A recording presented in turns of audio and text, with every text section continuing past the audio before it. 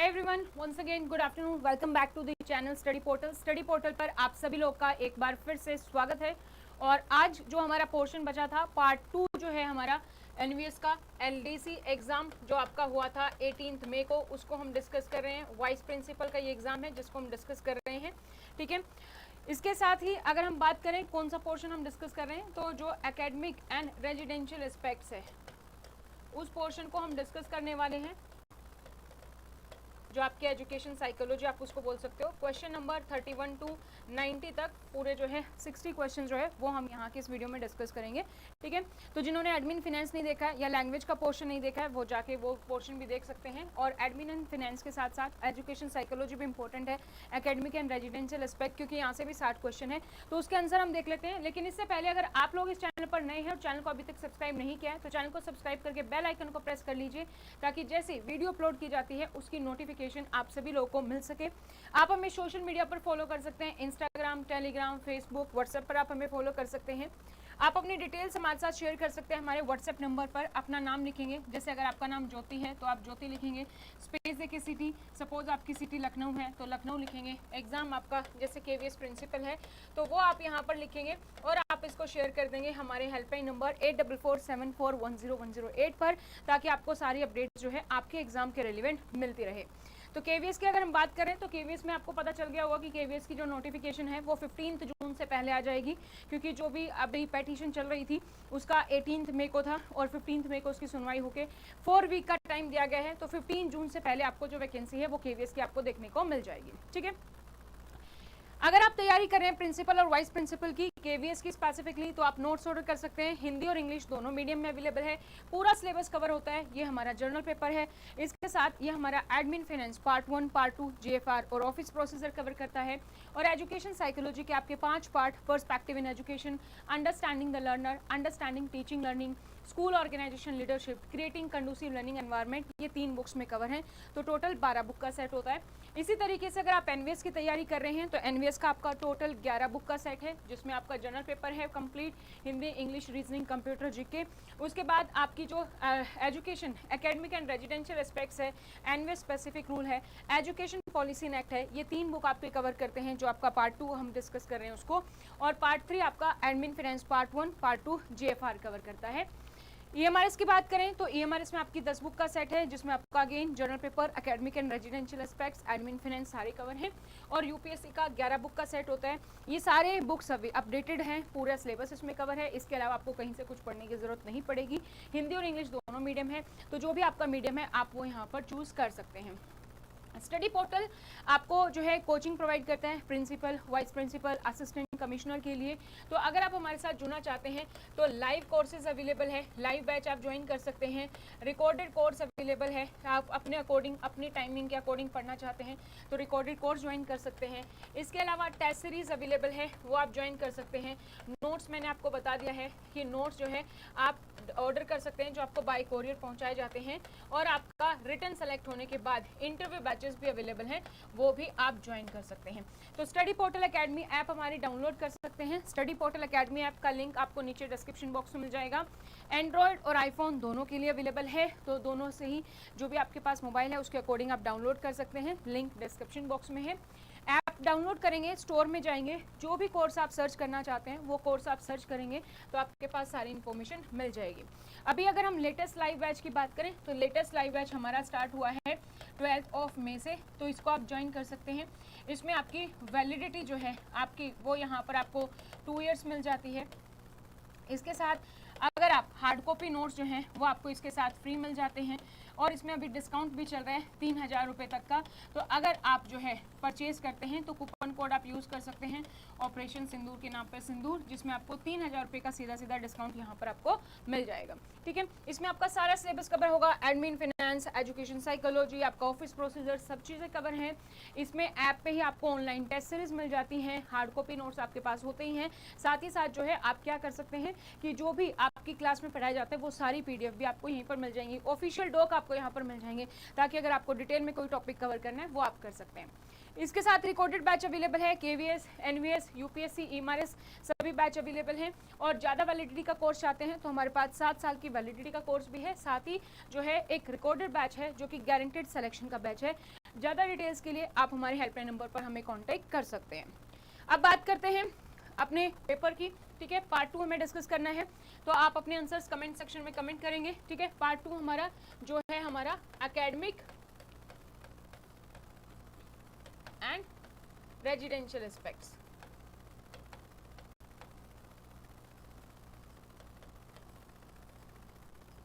ठीक है, इस नाम से होता है, बट है क्या बेसिकली एजुकेशन साइकोलॉजी है। सो क्वेश्चन नंबर हमारा 31 है सबसे पहले। तो 31 हमारा क्वेश्चन क्या है, what is the impact of recess and physical activity on child development. बच्चे के डेवलपमेंट पर, चाइल्ड डेवलपमेंट पर रिसेस का और फिजिकल एक्टिविटी का क्या इफेक्ट पड़ता है वो आपको बताना है। Option 1, it hindrance academic performance, ये एकेडमिक परफॉर्मेंस को रोकता है, कहीं ना कहीं उसको हिंडर करता है। Second, it primarily improves physical health, it support brain development, language and social skill, ये फिजिकल हेल्थ को इंप्रूव करता है, साथ ही brain development, language, social skill को सपोर्ट करता है।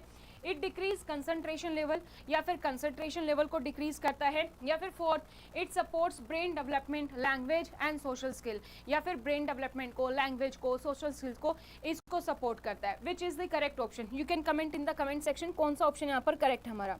सो रिसेस का और फिजिकल डेवलपमेंट का क्या इफेक्ट पड़ता है बच्चे के चाइल्ड डेवलपमेंट पर?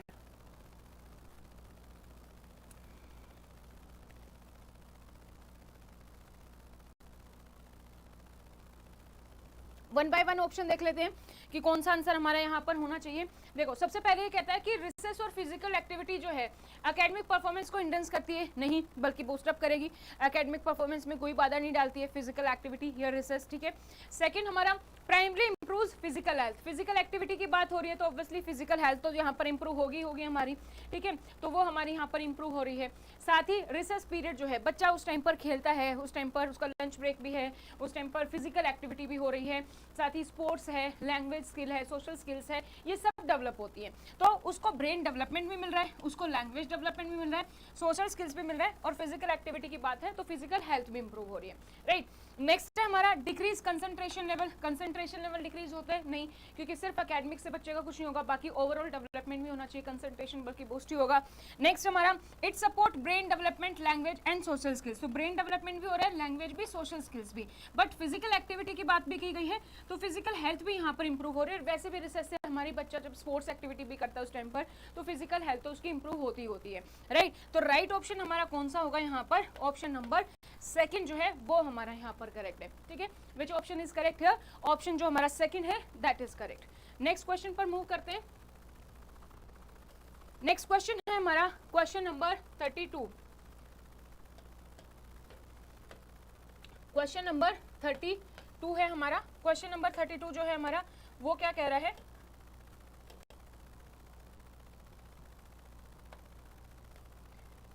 Just a sec. Question number जो हमारा 32 है, which of the following is consequences of early maturation of boys. अगर बच्चे में अर्ली मैच्योरेशन हो जाएगी, ग्रोथ एंड डेवलपमेंट का क्वेश्चन है। मैच्योरेशन हमारा क्या होता है? एक ऐसा पॉइंट जहां पर आपकी फिजिकल डेवलपमेंट जो है, फिजिकल ग्रोथ जो है वो आपकी हो जाती है, राइट, अर्ली मैच्योरेशन। तो अगर बच्चे की मैच्योरेशन अर्ली हो जाएगी तो उसके क्या अफेक्ट पड़ेंगे वो आपको बताना है। First, they tend to engage in more delinquent behaviour, क्या उनका जो बिहेवियर है वो अधिक अपराधी वाला हो जाएगा, डिलिंक्विट बिहेवियर हो जाएगा। Second, they develop slower social skills, उनकी जो सोशल स्किल्स हैं वो कहीं ना कहीं जो है डेवलप होनी कम हो जाएंगी, उनकी स्पीड कम होगी। Third, they are less popular, वो कम लोकप्रिय होंगे क्योंकि अर्ली मैच्योरेशन हो गया है। Fourth, they are less likely to be leaders, या वो जो है यहाँ पर उनके नेता बनने की संभावना कम हो जाएगी। So which option is correct है? ऑप्शन फर्स्ट, सेकंड, थर्ड और fourth, which option is correct? So यहाँ पर भी अगर हम वन बाय वन अगर हम बात करें तो बच्चे का फिजिकल डेवलपमेंट हो रहा है, ठीक है। सो बच्चे का जो फिजिकल डेवलपमेंट है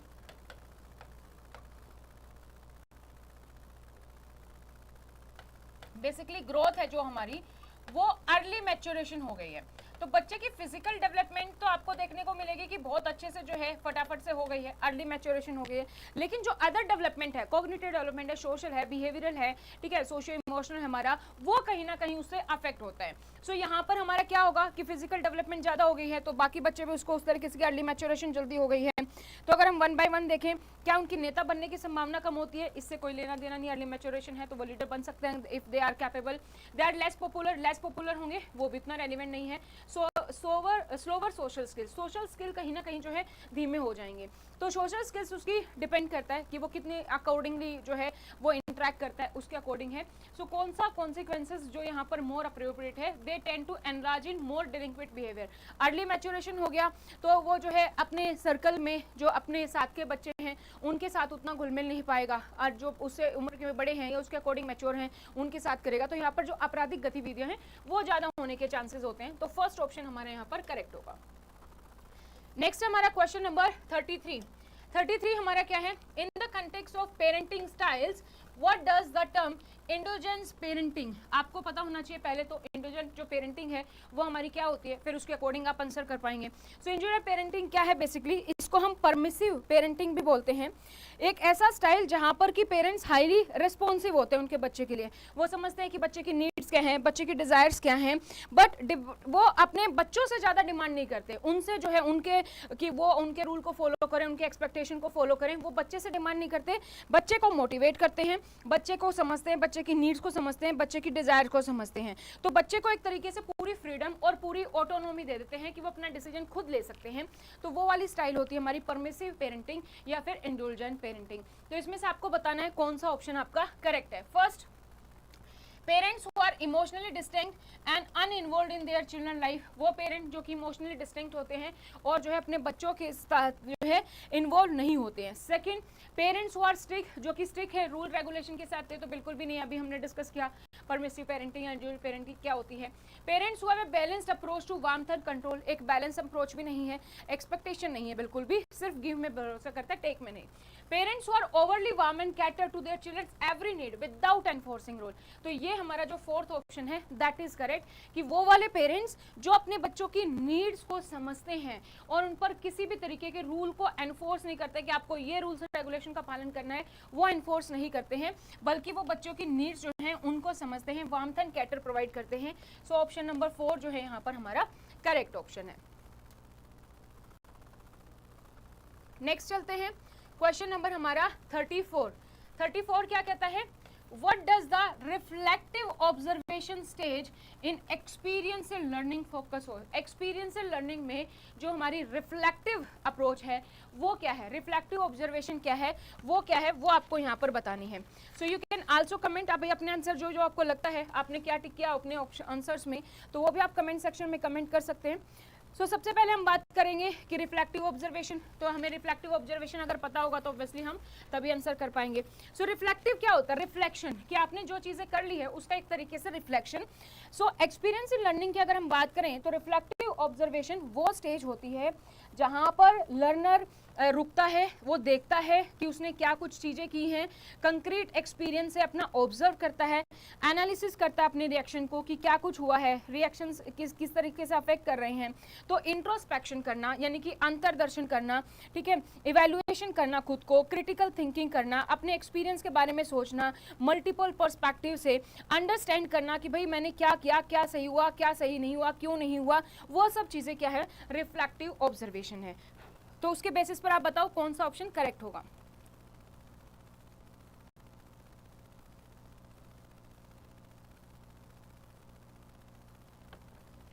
फर्स्ट है हमारा लर्निंग बाय थिंकिंग, क्या यहाँ पर लर्निंग हो रही है उसकी थिंकिंग से? नहीं, लर्निंग नहीं कर रहा, वो रिफ्लेक्टिव अप्रोच कर रहा है, वो ये देख रहा है कि उसने क्या चीजें सही की है, क्या चीजें गलत की है, उसके बारे में सोच रहा है।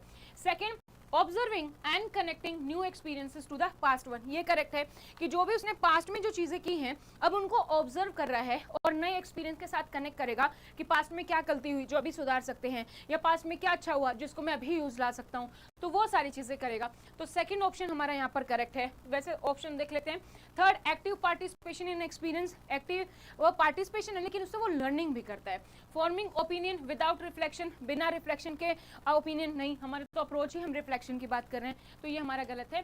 सो राइट ऑप्शन हमारे यहाँ पर कौन सा हो जाता है? Option number second. नेक्स्ट है हमारा क्वेश्चन नंबर 35 है हमारा एनईपी से।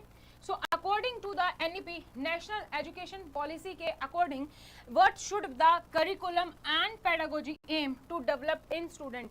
करिकुलम और पेडागोजी का क्या एम है कि बच्चे में क्या डेवलपमेंट होना चाहिए एज पर NEP, वो आपको यहाँ पर बताना है। So option A, deep sense of respect toward the fundamental duties and constitution value. तो जब भी आप NEP पढ़ते हो तो सबसे पहले यही चीज आती है कि NEP हमें क्या चाहती है कि बच्चे को जो है पूरे ये पता चले कि उसकी रिस्पॉन्सिबिलिटीज क्या है एज एन इंडियन, और साथ ही जो है उसकी अपने देश के प्रति क्या रिस्पॉन्सिबिलिटी है, उसको अपने देश के कॉन्स्टिट्यूशन वैल्यू के बारे में पता हो, उसको डेमोक्रेटिक के बारे में पता हो, फंडामेंटल ड्यूटीज के बारे में पता हो। तो ये तो हमारा है ही है, right, first option. Second, focus on competition exam in individual success. नहीं, सिर्फ और सिर्फ हमारा NEP ये नहीं कि बस आपको एग्जाम पर फोकस करना है, नहीं, वो तो बल्कि खुद कहती है कि मेमोराइजेशन, जो रट्टाफिकेशन है उसको हटाओ और जो है चीजों को समझो, कंसेप्चुअल नॉलेज होनी चाहिए। Third, focus on cognitive ability and technical skills for job market competition. Job market के लिए कॉग्निटिव एबिलिटी, टेक्निकल स्किल्स, उन पर फोकस करना है, लेकिन उससे पहले आपको फंडामेंटल कॉन्स्टिट्यूशन वैल्यू आपको पता होना चाहिए, right. Four, strict adherence to traditional learning method, कि सिर्फ और सिर्फ ट्रेडिशनल लर्निंग मेथड से पढ़ना है, नहीं, वो भी नहीं है। सो राइट ऑप्शन हमारा यहाँ पर कौन सा है? Right option is option number first. Next again हमारा जो है NEP से क्वेश्चन है, question number 36। What is the goal regarding language in education system according to NEP? NEP के अकॉर्डिंग जो है एजुकेशन में लैंग्वेज को लेकर क्या गोल किया गया है? सो लैंग्वेज को लेकर NEP में क्या बात की गई है? NEP जो है सपोर्ट करती है मल्टीलिंग्विज्म को, कि लैंग्वेज होनी चाहिए, मल्टीलिंग्विज्म होनी चाहिए। यहाँ पर वो कहती है कि भाई जो भी आपको पढ़ाना है ना स्टार्टिंग क्लासेस में, आप मदर टंग का यूज करो, है ना, मदर टंग का, लोकल लैंग्वेज का आप यूज करो, कि रीजनल लैंग्वेज का आप यूज करो अंटिल 5th, और अगर हो सके तो अंटिल 8th तक इंस्ट्रक्शन आपकी मदर टंग या लोकल लैंग्वेज में होनी चाहिए। सेकंड, वो कहती है 3 लैंग्वेज होनी चाहिए, मल्टीलिंग्विज्म होना चाहिए। मल्टीलिंग्विज्म हो, ऐसा नहीं है कि सिर्फ इंग्लिश हो, इंग्लिश भी हो लेकिन उसके साथ और इंडिजियस लैंग्वेज भी हो, रीजनल लैंग्वेज भी हो। अब रीजनल लैंग्वेज कौन चूज कर सकता है? स्टेट चूज कर सकता है, स्टूडेंट, रीजन, इन सब के बेसिस पर चूज होगी। फॉरेन लैंग्वेज के बारे में भी बात की गई है। सो मल्टीपल लिंग्विज्म को सपोर्ट करती है हमारी NEP। सो क्या है? To minimise teaching of foreign language, नहीं, बिल्कुल नहीं कहती कि आप फॉरेन लैंग्वेज मत सीखो, कहती है सीखो, आप होनी चाहिए। टू प्रमोट मल्टीलिंग्विज्म, मल्टीलिंग्विज्म को प्रमोट करती है, बिल्कुल करती है। Power of language in teaching and learning है। टू फोकस सोनली ऑन इंग्लिश, सिर्फ और सिर्फ इंग्लिश को कहती है, मीडियम ऑफ इंस्ट्रक्शन नहीं, हमारी तो कहती है मीडियम ऑफ इंस्ट्रक्शन 5th या फिर 8th तक आपका regional language, local language, mother tongue होनी चाहिए, ठीक है। Fourth, to restrict the use of regional language in education, ये कहती है कि सिर्फ रीजनल पढ़नी है, नहीं, हम तो मल्टीलिंग्विज्म की बात करें कि भाई हिंदी भी पढ़ो, इंग्लिश भी पढ़ो, रीजनल लैंग्वेज भी पढ़ो, फॉरेन लैंग्वेज भी पढ़ो, सब। तो हमारा राइट ऑप्शन कौन सा है? Second, to promote multilingualism and the power of language in teaching and learning. Next है हमारा क्वेश्चन नंबर 37। 37 क्या है? According to research cited by Vygotsky, when do children typically start using private speech less frequently? तो बच्चे जो है private speech basically उसके बारे में पूछा गया है कि वाइगोत्स्की के अकॉर्डिंग जो है जो हमारे बच्चे हैं प्राइवेट स्पीच जो है वो कब स्टार्ट कर देते हैं? At the around age of 12, 7, 2 और 18। इसके लिए हमें पता होना चाहिए कि प्राइवेट स्पीच क्या होती है। जब बच्चा छोटा होता है, आपने देखा है जब बच्चा हमारा 2 से 3 साल के अराउंड होता है, उस टाइम पर वो क्या करता है? उस टाइम पर बच्चा जो है प्राइवेट स्पीच करता है, यानी कि अपने आप से बातें करता है ना, खेल रहा है, अपने आप ही खिलौने की अपनी स्टोरी चल रही है, उसकी अपने बारे अपने आप ही बातें कर रहा है, उसको किसी की जरूरत नहीं है। So around the age of 2 to 3 years। So 12 भी नहीं है, 7 भी नहीं है, 18 भी नहीं है, तब तक तो बच्चा मैच्योर हो जाता है, अपने विचारों को खुलकर रख पाता है और उससे बात कर पाता है आराम से। सो राइट ऑप्शन हमारा यहाँ पर क्या है? 3 year नहीं है, तो हमारा राइट ऑप्शन क्या होगा? 2 years। So 2 years is the right option. So option number 3।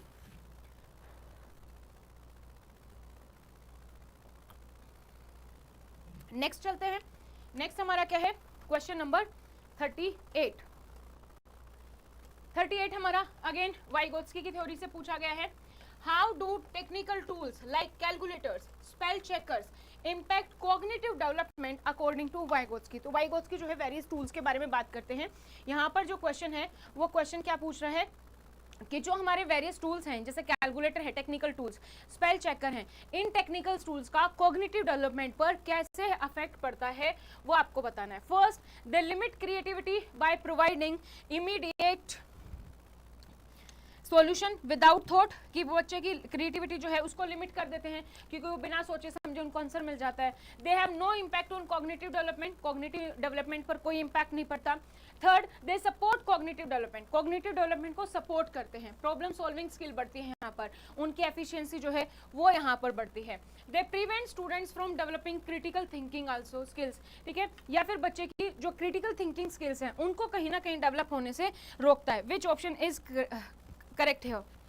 So you can comment in the comment section which option is correct.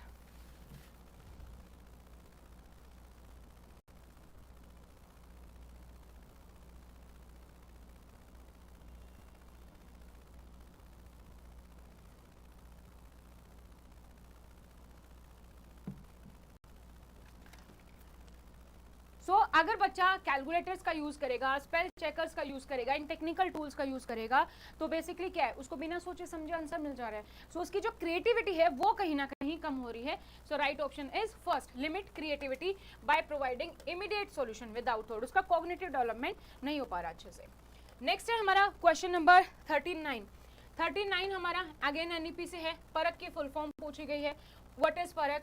परख क्या कहता है? परख हमारा जो है एक स्टैंडर्ड एजेंसी है हमारी, जो काम क्या करेगी, हमारी हॉलिस्टिक डेवलपमेंट पर फोकस करेगी कि बच्चे का जो रिपोर्ट कार्ड है वो सिर्फ और सिर्फ ये नहीं होना चाहिए कि कितने मार्क्स है, बल्कि ओवरऑल उसका holistic development, physical, social, cognitive, emotional, ये सारे डेवलपमेंट जो उसमें होने चाहिए। सो परख की फुल फॉर्म क्या है? परख की फुल फॉर्म आपको बतानी है। Which option is correct? So परख की हमारी क्या है? परफॉर्मेंस असेसमेंट, आर से हमारा आता है review and analysis of knowledge for holistic development. ये हमारी परख की जो है फुल फॉर्म है, performance assessment review and analysis of knowledge of holistic development. So right option हमारा कौन सा होगा? Option number 3 is the right है। सो ये वाला ऑप्शन हमारे यहाँ पर करेक्ट है। नेक्स्ट क्वेश्चन पर बढ़ते हैं, question number 40।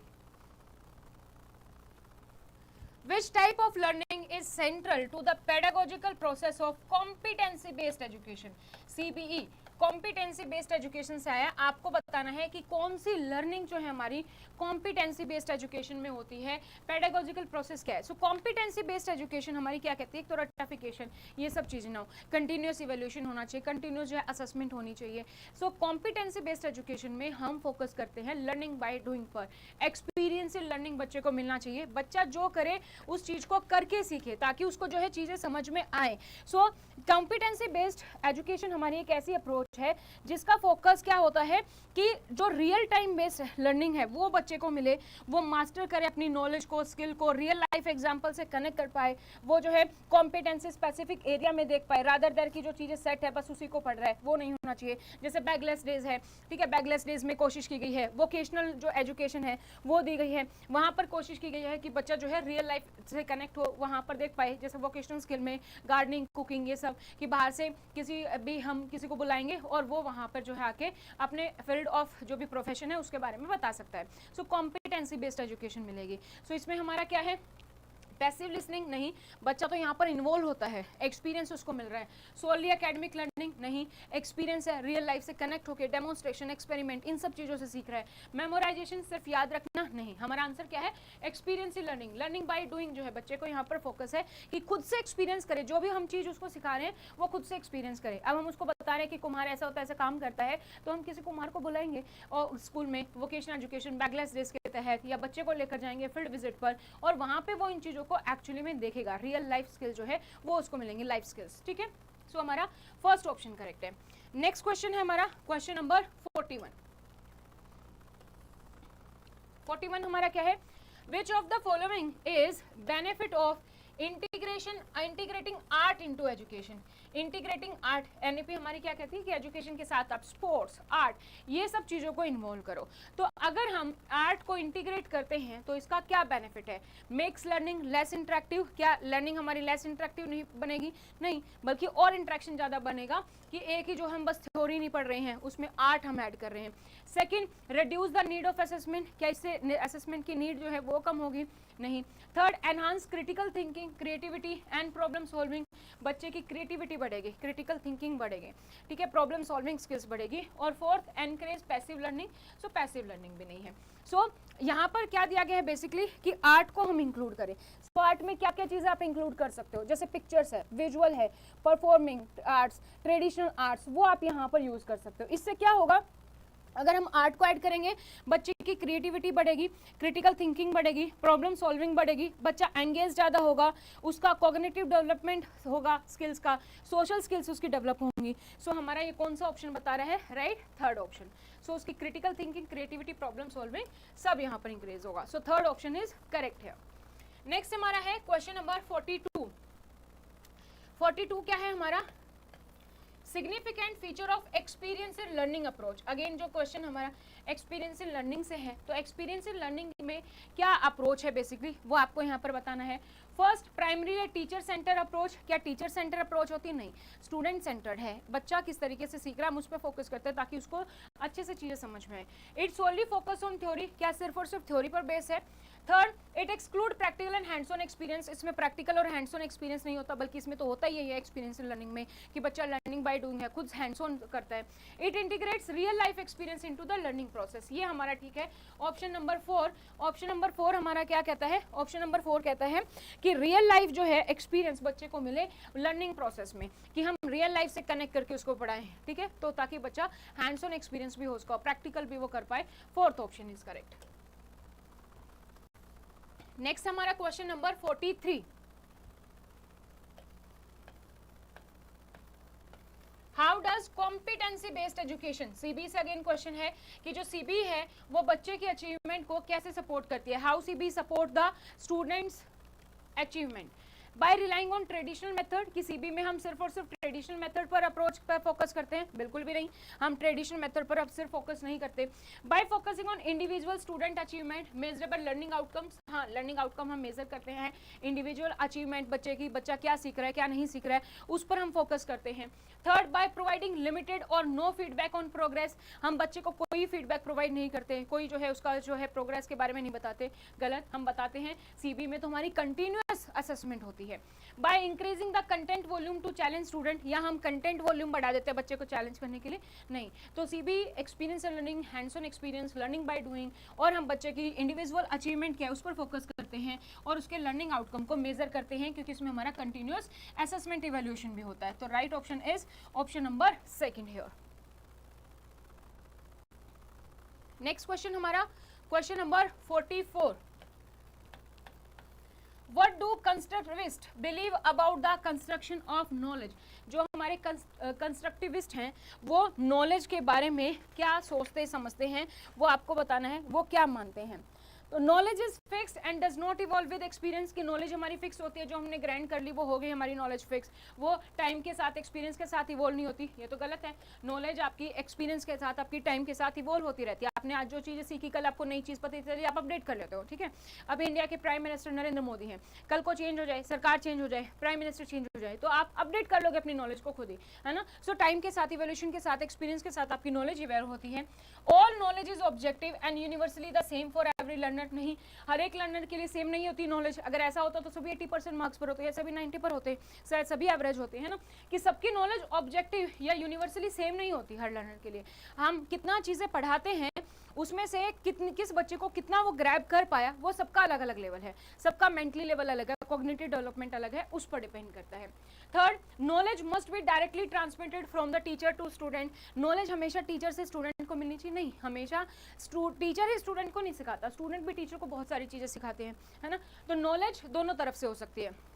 Knowledge is constructed through negotiation of meaning between learners and others, तो ये वाला ऑप्शन हमारा करेक्ट है यहाँ पर, कि नॉलेज आपकी जो है बनती रहती है, आपकी जो नॉलेज है वो कंस्ट्रक्ट होती रहती है, जो भी लर्नर्स हैं उनके साथ, अदर्स के साथ आपकी जो नॉलेज है वो बनती रहती है। तो फोर्थ ऑप्शन कि जो भी आप चीज़ें सीख रहे हैं टाइम के साथ, एक्सपीरियंस के साथ आप उसको इवॉल्व कर पा रहे हैं।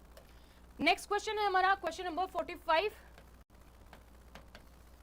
इन the context of radical constructivism, radical constructivism के कंटेक्स्ट में आपको बताना है which of the following would be a problem for educator, जो नीचे दिए गए ऑप्शन है इसमें से एजुकेटर के लिए क्या प्रॉब्लम होगा।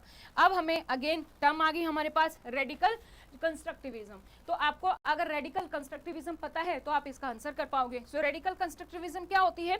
रेडिकल कंस्ट्रक्टिविज्म एम्फेसिस करती है स्टूडेंट की, स्टूडेंट जो है एक्टिवली अपनी नॉलेज को कंस्ट्रक्ट करता रहे through the experience and reflection, कि रिफ्लेक्शन भी हो यहाँ पर और एक्सपीरियंस भी हो, रादर देन कि वो बस पैसिवली इंफॉर्मेशन रिसीव कर रहा है। सो इसमें हमारी दोनों चीजें आ जाती हैं कि वो जो है एक्सपीरियंस भी और रिफ्लेक्शन भी, लर्निंग अपनी जो है एक्सपीरियंस के बेसिस पर भी और रिफ्लेक्शन से भी अपनी लर्निंग बना रहा है। वो यहाँ पर नॉट अ पैसिव लर्नर, कि बस जो इंफॉर्मेशन मिल रही है बस वही ले रहा है, पैसिव लर्नर नहीं है। तो आपको बताना है कि रेडिकल कंस्ट्रक्टिविज्म में कौन सी प्रॉब्लम होगी बच्चे एजुकेटर के लिए। Problem for educator, first teacher should focus on helping student from their own understanding of knowledge without intervention, कि जो टीचर है उसको क्या करना चाहिए, उसको सिर्फ और सिर्फ फोकस करना चाहिए कि वो स्टूडेंट्स की कैसे हेल्प कर पा रहे हैं अपनी अंडरस्टैंडिंग और नॉलेज से, बिना किसी इंटरवेंशन से, बिना किसी हस्तक्षेप से। Second, all student should arrive at the same understanding of knowledge, कि सभी बच्चों को जो है सेम लेवल ऑफ अंडरस्टैंडिंग मिले।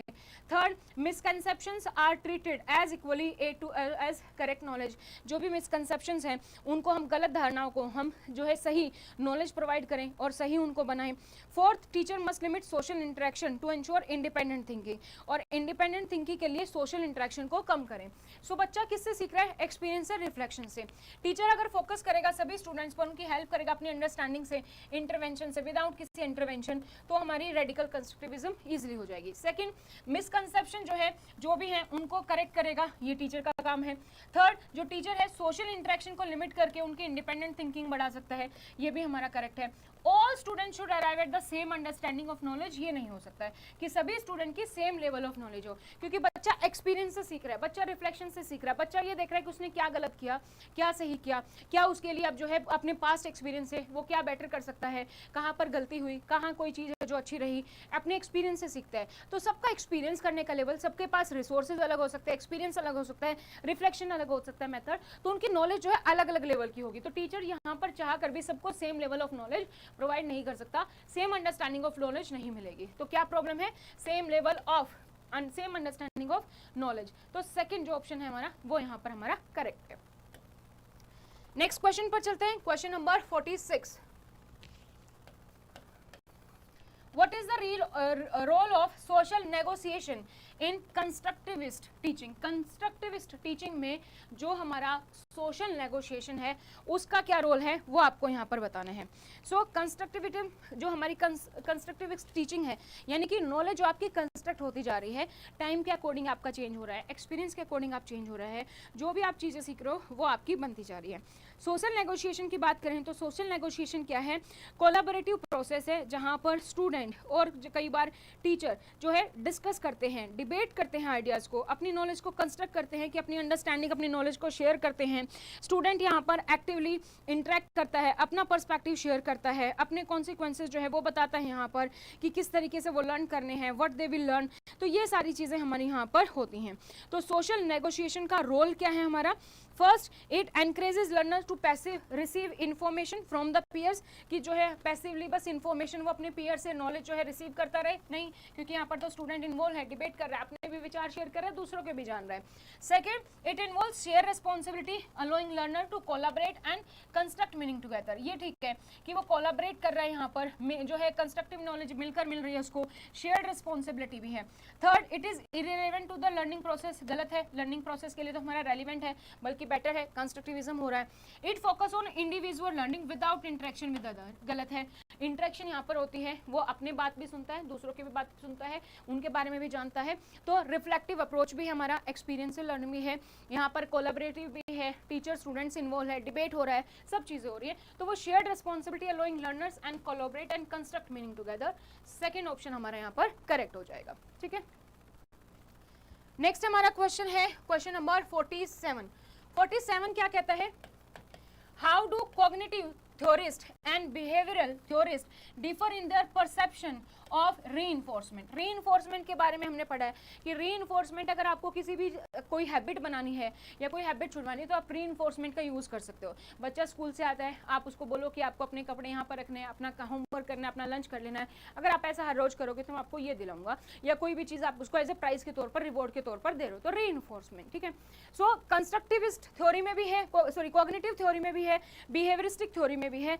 तो दोनों में क्या डिफरेंस है, यहाँ पर दोनों ने जो है रीइंफोर्समेंट की क्या परसेप्शन में डिफरेंस है वो आपको यहाँ पर बताना है। ऑप्शन फर्स्ट कहता है कि कॉग्निटिव जो थ्योरिस्ट हैं वो रीइंफोर्समेंट को किस तरीके से देखते हैं, views reinforcement as a method of strengthening responses while behavioral theorists see it as a source of information about future outcome। Cognitive वाले क्या देखते हैं कि ये से आप किसी का रिस्पॉन्स जो है वो स्ट्रेंथन कर सकते हो, जबकि बिहेवियरिस्ट थ्योरी क्या कहती है, ये एक सोर्स ऑफ इंफॉर्मेशन है जिससे कि हमें फ्यूचर आउटकम के बारे में पता चलेगा। Second, both cognitive and behavioural theory believe reinforcement is only that academic achievement, कि दोनों ये बिलीव करते हैं कि एकेडमिक अचीवमेंट के बारे में, बिल्कुल भी नहीं, सिर्फ एकेडमिक अचीवमेंट के बारे में नहीं है, आप कोई भी हैबिट बच्चे में डेवलप करनी है उसके लिए भी यूज कर सकते हैं। Third, both cognitive and behavioural theorist ignore reinforcement in learning process, क्या दोनों लर्निंग प्रोसेस में जो है इग्नोर करते हैं, बिल्कुल भी नहीं, वो तो बल्कि यहाँ पर रीइंफोर्समेंट को यूज करते हैं। तो फोर्थ ऑप्शन हमारा यहाँ पर करेक्ट है कि जो बिहेवियरल थ्योरिस्ट है वो रीइंफोर्समेंट को देखती है as a source of information about future outcome, while जो कॉग्निटिव थ्योरी है वो उसको देखती है as a matter of strengthening response. अब हम यहाँ पर देखें तो आप बोलोगे फर्स्ट ऑप्शन भी तो करेक्ट है, फर्स्ट ऑप्शन और फोर्थ ऑप्शन स्टेटमेंट दोनों की सेम है। स्टेटमेंट यहाँ पर कॉग्निटिव के बारे में बाद में दिया गया, यहाँ कॉग्निटिव के बारे में पहले दिया गया, स्टेटमेंट सेम है, बट हमारी बिहेवियरिस्टिक थ्योरी जो है उसने पहले रीइंफोर्समेंट के बारे में यूज किया, बाद में कॉग्निटिव, तो दोनों स्टेटमेंट करेक्ट है। तो उसके अकॉर्डिंग हम यहाँ पर फोर्थ ऑप्शन को यूज करेंगे कि कौन सी थ्योरी ने किसको चीज को पहले माना। ठीक है, तो उसके अकॉर्डिंग हम फोर्थ ऑप्शन पे जाएंगे। नेक्स्ट है हमारा 48 हमारा क्या है, what is the primary goal of behavioural research in studying learning.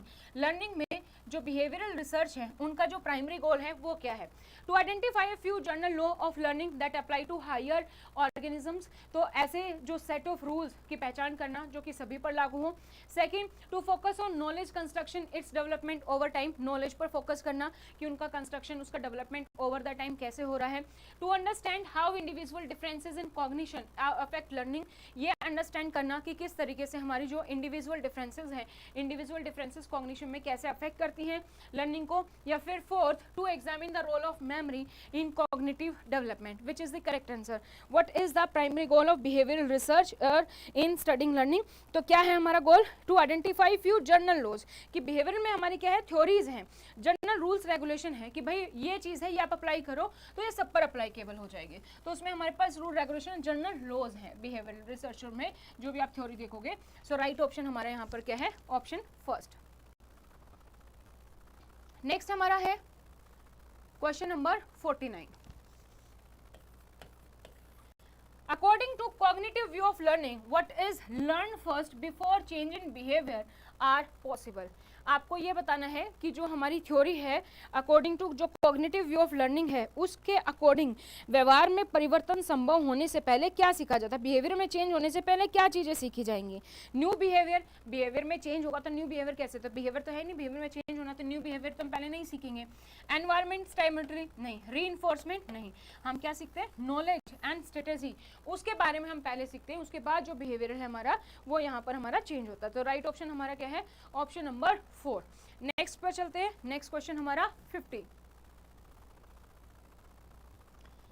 हमारा क्या है, What do learners typically evaluate while analyzing their learning task? जब भी लर्नर जो है अपने आप की परफॉर्मेंस को इवेल्युएट करता है तो वो क्या चीज़ें यहाँ पर एनालिसिस करता है अपने लर्निंग टास्क के बारे में, वो आपको बताना है। First, the conditions and resources that influence how they approach the task, वो कंडीशन देखता है, रिसोर्सेज देखता है कि किस तरीके से उसके टास्क को अफेक्ट किया गया है। Overall emotional response to the task, या फिर टास्क में इमोशनल रिस्पॉन्स कैसा रहा वो देखता है। Third, specific learning strategy they will use, कि कौन सी लर्निंग स्ट्रेटेजी वो यूज करेंगे उसके बारे में देखता है। या fourth, the goal aim to achieve in the task, या फिर वो देखता है क्या गोल जो क्या है जो उसको टास्क में अचीव करना है, विच is the correct option here. So basically वो यहाँ पर क्या कर रहा है, एनालिसिस कर रहा है अपने लर्निंग टास्क को कि जो उसने टास्क यूज किया है वो सही काम कर रहा है कि नहीं, उससे रिजल्ट मिल रहे हैं कि नहीं मिल रहे हैं, उसने क्या कंडीशन लगाई, क्या रिसोर्सेज हैं, रिसोर्सेज उसके पास है कि नहीं, रिसोर्सेज सही है कि नहीं, कहाँ कमी रह गई, रिसोर्सेज की कमी रह गई या रिसोर्सेज फुल थे, कहीं ना कहीं किसी चीज में कमी रह गई. सो condition and resources that influence how they approach the task, इस पर फोकस करता है. लर्निंग टास्क में वो देखता है कि क्या कंडीशन थी, क्या रिसोर्सेज थी, किस तरीके से इन्फ्लुएंस हो रहा है, वो सारी चीजें यहाँ पर देखता है. सो हमारा ऑप्शन फर्स्ट जो है यहाँ पर करेक्ट है.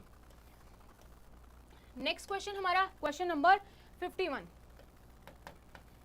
What is the role of a self-regulated learner in learning progress? तो self जो regulated learner होता है learning progress में उसका क्या जो है इंपॉर्टेंस होती है, क्या रोल होता है, वो आपको बताना है. तो सेल्फ रेगुलेटेड लर्नर हमारा बेसिकली कौन सा, जो सेल्फ रेगुलेटेड है कि जो है स्वयं नियमित है, अपनी लर्निंग मेथड खुद से बना रहा है, अपने अकॉर्डिंग खुद से देख रहा है कि क्या चीजें हैं, क्या फैक्टर्स हैं, वो सब खुद से देख रहा है, सेल्फ रेगुलेटेड है.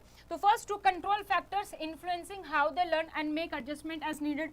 तो ये हमारा करेक्ट है कि वो सारे फैक्टर्स को कंट्रोल करता है कि किस तरीके से उसकी लर्निंग को अफेक्ट किया जा रहा है और उसमें कैसे एडजस्टमेंट बनाने की जरूरत है. Second to be passive and rely on teacher. नहीं, हमारा तो सेल्फ रेगुलेटेड लर्निंग है तो वो सिर्फ और सिर्फ पैसिव नहीं रहता, सिर्फ और सिर्फ टीचर पर फोकस नहीं कर रहा है, अपनी गाइडेंस के लिए खुद से भी इन्वॉल्वमेंट है. Third to memorise and recall information without analysis. नहीं, एनालिसिस करता है, सेल्फ रेगुलेटेड है तो सिर्फ मेमोराइज नहीं कर रहा, रिकॉल नहीं कर रहा, एनालिसिस भी कर रहा है, मैं सही कर रहा हूँ कि गलत कर रहा हूँ. Fourth to follow preset instruction without altering their approach. या फिर उसके पास एक प्रीसेट इंस्ट्रक्शन हमने दे दिया उसको फॉलो करता है, नहीं, सेल्फ रेगुलेटेड कंट्रोल करता है फैक्टर्स को, इन्फ्लुएंसिंग कि किस तरीके से उसकी लर्निंग अफेक्ट कर रही है और उसके अकॉर्डिंग उसमें एडजस्टमेंट करता है. सो राइट ऑप्शन यहाँ पर हमारा ऑप्शन फर्स्ट है. नेक्स्ट है हमारा question number 52. Which goal agenda is reflected in India education goal, particularly in relation to sustainable development? SDG हमारा क्या होता है, sustainable development goal.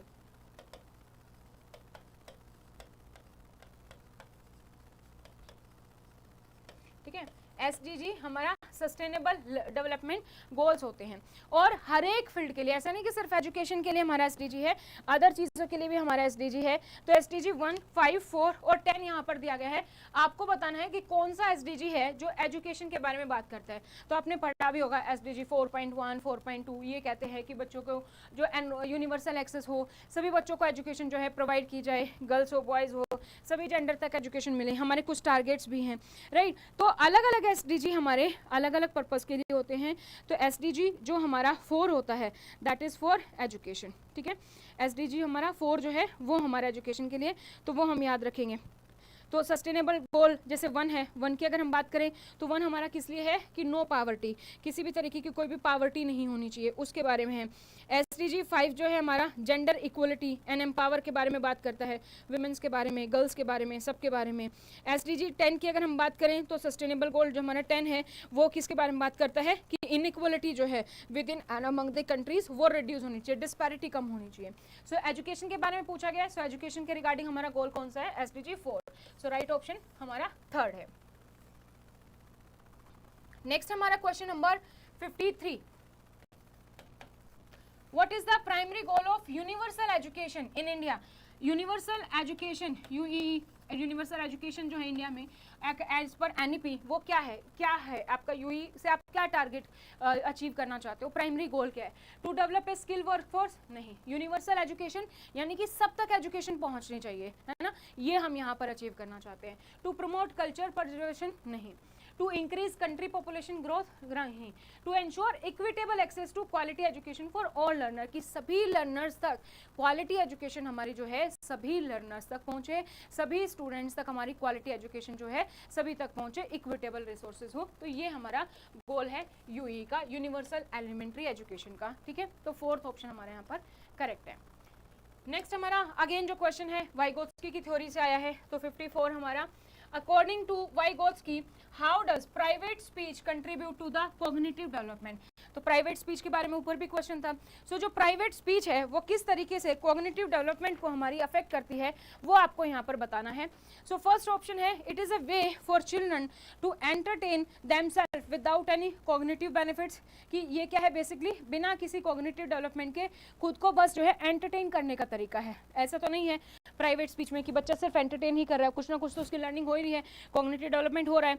Second, it helps children regulate their own thinking and behaviour leading to self regulation. इससे बच्चा अपनी own thinking को, अपने behaviour को रेगुलेट करता है, ये हमारा सही है। सेकेंड ऑप्शन हमारा यहाँ पर करेक्ट है। थर्ड और फोर्थ भी देख लेते हैं। It is irrelevant to the cognitive growth, कि कॉग्निटिव ग्रोथ नहीं हो रही है बल्कि इससे होती है। And does not help with problem solving, वो भी उसको मिलती है।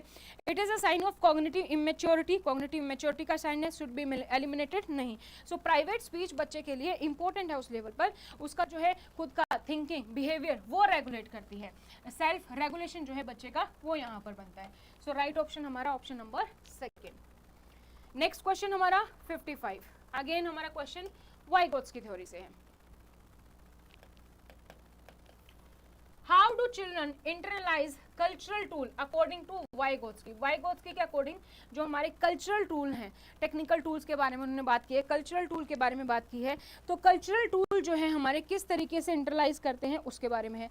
Now what are the cultural tool, तो जो भी हमारे आर्टिफैक्ट्स हैं या सिस्टम ऑफ नॉलेज है जहाँ पर हम कम्युनिटी को कम्युनिकेट कर रहे हैं, वो हम यहाँ पर यूज़ कर रहे हैं, जिससे बच्चे की प्रॉब्लम सॉल्विंग बढ़ रही है, ठीक है, लर्निंग बढ़ रही है। तो फिजिकल टूल हैं, सिम्बलिक टूल है, जैसे मैप है, लैंग्वेज है, ट्रेडिशन है, हमारे बुक्स है, मीडिया है, ये सब क्या हमारे कल्चरल टूल्स हैं। तो इससे क्या इंटरलाइज कर रहे हैं कल्चरल टूल से बच्चा हमारा, वो आपको बताना है। First, by practising with tools without needing external instruction और गाइडेंस। क्या बच्चे को यहाँ पे एक्सटर्नल इंस्ट्रक्शन और गाइडेंस की जरूरत नहीं पड़ती, उसके अकॉर्डिंग प्रैक्टिस करता है? बिल्कुल गलत है। अगर हम जैसे लैंग्वेज का एग्जांपल लेते हैं तो बच्चा खुद से तो नहीं, किसी और के इंटरेक्शन भी यहाँ पर कम्युनिकेशन इन्वॉल्व है। By memorising fact and repeating them without modification, कि वो बस फैक्ट को याद रख लेता है और उसी को जो है रिपीट कर रहा है बिना किसी मॉडिफिकेशन के, ये भी नहीं है। कल्चरल टूल से वो अपडेट करता है खुद को। Through direct interaction with cultural tool, जो भी हमारी कल्चरल टूल है उससे डायरेक्टली इंटरेक्शन है। एंड थ्रू सोशल एक्सचेंज, और सोशली एक्सचेंज भी करता है, जो वो चीज़ नहीं सीखता है और अपने बारे में भी कोई नई चीज़ जो है वो दूसरों को सिखाता भी है विद अडल्ट और मोर कैपेबल पीयर्स। तो पीयर हो सकते हैं, अडल्ट हो सकते हैं, वो यहाँ पर है। सो राइट ऑप्शन हमारा ऑप्शन नंबर थर्ड है। Fourth, by learning solely through passive observation, नहीं, सिर्फ पैसिव ऑब्जर्वेशन नहीं होती, बच्चा अलग अलग कल्चरल टूल का यहाँ पर यूज करता है। सो राइट ऑप्शन यहाँ पर हमारा क्या है, ऑप्शन नंबर थर्ड है। नेक्स्ट है हमारा क्वेश्चन नंबर 56, अगेन वाइगोत्स्की से क्वेश्चन है। What is the primary function of technical tool. अब किसके बारे में बात की गई है, टेक्निकल टूल्स के बारे में बात की गई है कि प्राइमरी फंक्शन टेक्निकल टूल्स का क्या है कॉग्निटिव डेवलपमेंट में अकॉर्डिंग टू वाइगोत्स्की थ्योरी। तो टेक्निकल टूल्स क्या होते हैं हमारे, टेक्निकल टूल्स जो है हमारे कल्चरल टूल्स भी हो सकते हैं, जो बेसिकली बच्चे का कॉग्निटिव डेवलपमेंट करते हैं और साथ ही साथ उनको सोशल इंट्रैक्शन जो है उसके थ्रू बच्चे की लर्निंग होती है। जैसे लैंग्वेज है, टेक्नोलॉजी है, सिंबल्स है, कैलकुलेटर है, डायग्राम्स है, ठीक है, स्पीडोमीटर है, ये सब क्या हमारे टेक्निकल टूल्स हैं। तो इससे क्या फंक्शन है, मेन क्या फंक्शन उससे अचीव हो रहा है टेक्निकल टूल से। First, they provide a framework for understanding emotional development, वो एक ऐसा फ्रेमवर्क प्रोवाइड करते हैं जिससे कि इमोशनल डेवलपमेंट होता है, नहीं, टेक्निकल टूल्स की हम बात कर रहे हैं यहाँ पर। Second, they help children physical skills such as walking to running, नहीं। थर्ड, लिमिट कॉग्निटिव डेवलपमेंट, नहीं, कॉग्निटिव डेवलपमेंट होगा, वो रोट मेमोराइजेशन पर फोकस नहीं कर रहे हैं। तो क्या हो रहा है, they assist in solving problem, problem solve में आसान कर रहे हैं, कैलकुलेटर्स है ये जो भी है, तो प्रॉब्लम सॉल्व उससे इजी हो रही है। Developing in cognitive development skills, तो कॉग्निटिव डेवलपमेंट भी हो रहा है by interacting with the environment, और इंटरेक्शन भी हो रही है। सो राइट ऑप्शन हमारे यहाँ पर क्या है, ऑप्शन नंबर 4 की प्रॉब्लम सॉल्विंग बढ़ रही है बच्चे की, बच्चे का इंटरेक्शन हो रहा है, कॉग्निटिव स्किल्स भी डेवलप हो रही हैं। नेक्स्ट क्वेश्चन हमारा question number 57, how does a positive school ethos benefit staff in school. तो पॉजिटिव स्कूल इथोस जो है हमारा किस तरीके से जो टीचर है, स्टाफ है, उसकी कैसे हेल्प करेगा उसके बारे में क्वेश्चन है हमारा। सो पॉजिटिव स्कूल इथो किस तरीके से हेल्प करेगा वो आपको बताना है। So how they will help, it reduce staff burnout and attribution. तो अगर पॉजिटिव स्कूल में एनवायरनमेंट रहेगा, ठीक है, एक पॉजिटिव एनवायरनमेंट रहेगा तो क्या क्या किस चीजें होंगी, स्टाफ पर क्या इफेक्ट पड़ेगा। It reduce staff burnout and attrition, कि बच्चे जो उसको पूरे दिन भर की थकान हो जाती है, नौकरी छुट्टी की समस्या होती है, वो कहीं ना कहीं कम होंगी। पॉजिटिव एनवायरनमेंट होगा तो जो स्टाफ है वो भी काम करना चाहेगा, अपना 100% देगा, ठीक है, उसको हमेशा ये डर नहीं सताएगा कि यार ये जॉब छोड़ के दूसरी देख लेता हूँ, यहाँ ये नहीं है, तो वो चीज़ें नहीं रहेंगी। एक पॉजिटिव एनवायरनमेंट रहेगा तो टीचर टीचर जो है उसी के अकॉर्डिंग एक्शन करेगा। So it reduce staff burnout and attribution, ये करेक्ट है। Second, increase work place conflicts, तो कॉन्फ्लिक्ट्स तो नहीं बढ़ेंगे क्योंकि पॉजिटिव एनवायरनमेंट है, तो कॉन्फ्लिक्ट्स नहीं है, अपनी बात किसी को कहनी है तो आराम से कही जा सकते हैं, एनवायरनमेंट अच्छा है। It demotivate staff from engaging in work, नहीं डिमोटिवेट नहीं करता बल्कि पॉजिटिव एनवायरनमेंट तो मोटिवेट करेगा। It cause decrease in teacher motivation, नहीं इंक्रीज होगा, है ना। सो एंगेजमेंट बढ़ेगी, मोटिवेशन बढ़ेगा, कॉन्फ्लिक्ट्स कम होंगे, तो क्या है बेसिकली यहाँ पर हमारा कि जो स्टाफ बर्नआउट है, एट्रीब्यूशन है, वो हमारा कहीं ना कहीं रिड्यूस होगा। सो राइट ऑप्शन हमारा ऑप्शन फर्स्ट है यहाँ पर। नेक्स्ट चलते हैं क्वेश्चन नंबर 58 पर। What should be done regarding the integration of art education, health, family health, physical education and values education in lesson planning? Lesson planning में NEP क्या कहती है, आर्ट को इंटीग्रेट करो, स्पोर्ट्स को इंटीग्रेट करो। तो क्वेश्चन पूछा गया है कि क्या क्या जाना चाहिए यहाँ पर, अगर आपको आर्ट इंटीग्रेट करनी है, हेल्थ, फिजिकल एजुकेशन, वैल्यूज जो है वो यहाँ पर इंक्लूड करनी है, तो क्या किया जाना चाहिए, क्या स्टेप्स आपके होने चाहिए। फर्स्ट आपका क्या है कि teacher should focus solely on academic subjects and exclude non academic elements, कि टीचर जो है उसको एकेडमिक सब्जेक्ट पर ही फोकस करना चाहिए, नॉन एकेडमिक एलिमेंट्स पर नहीं, गलत हो जाएगा क्योंकि नॉन एकेडमिक्स पर भी तो फोकस करना है। हम फिजिकल एक्टिविटी की बात कर रहे हैं, फिजिकल एजुकेशन की बात कर रहे हैं, हेल्थ के बारे में बात कर रहे हैं, आर्ट एजुकेशन, तो वो भी इंक्लूड होंगी। Second, these element must be integrated as per direction provided by CBSE, तो एनईपी इंप्लीमेंटेशन के तहत है ये, और जो भी सीबीएसई के सर्कुलर्स आएंगे, जो भी गाइडलाइंस आएंगी, ऑब्वियसली वो सारी चीज़ें हमें करनी है, तो वो इंटीग्रेट करना है, तो सेकंड हमारा करेक्ट है यहाँ पर। Third, only art education should be integrated, सिर्फ आर्ट को इंटीग्रेट करो बाकी को नहीं, बल्कि एनईपी तो हमारे कहते हैं सबको ऐड करना है, और क्वेश्चन भी उसी के रिगार्डिंग है कि हेल्थ, फिजिकल एजुकेशन को भी ऐड करना है, तो सिर्फ हम आर्ट को इंक्लूड करेंगे तो वो हमारा गलत होगा। Fourth, these element should be excluded, इनको एक्सक्लूड ही कर दो लेसन प्लानिंग से, इंटीग्रेट ही मत करो, तो ये भी हमारा गलत है। तो ऑप्शन हमारा कौन सा करेक्ट है, सेकंड, कि ये सारे एलिमेंट जो है इंटीग्रेट होने चाहिए, आर्ट भी, health education, physical education, values, ये सब ऐड होने चाहिए एज पर जो भी डायरेक्शन आएंगी बाय द सीबीएसई, ताकि जो है कॉम्पिटेंसी को अकम्प्लिश किया जा सके। तो सेकंड ऑप्शन हमारा यहाँ पर करेक्ट है। नेक्स्ट क्वेश्चन हमारा, नेक्स्ट क्वेश्चन नंबर इज 59, ठीक है। तो नेक्स्ट क्वेश्चन हमारा 59 है, what should learning outcome, LO जो हम बोलते हैं, लर्निंग आउटकम्स जो है हमारी enable student to do. So learning outcome से आप क्या चाहते हैं, क्या आप अचीव करना चाहते हैं, what is the learning outcome. So क्या आपने जो बच्चों को आपने सिखाया और आप क्या चाहते हैं कि बच्चे ने क्या सीखा होगा, उसके क्या आउटकम होंगे, उसके बारे में है। First, memorise and recall information, कि सिर्फ जानकारी को याद रखना और जो है जानकारी को सिर्फ याद रखना ही है, रिकॉल करना, मेमोराइज करना है। Second, only understanding concept theoretically, क्या बच्चा सिर्फ और सिर्फ थ्योरेटिकल कंसेप्ट को पढ़े, नहीं, आप ये भी नहीं चाहते कि वो सिर्फ और सिर्फ याद रखे, है ना, वो उस चीज़ को इंप्लीमेंट भी करे, रियल लाइफ में भी उसको यूज़ करे, रियल लाइफ में भी वो उसको जो है इंप्लीमेंट करे, सिर्फ मेमोराइज और रिकॉल करना गलत होगा।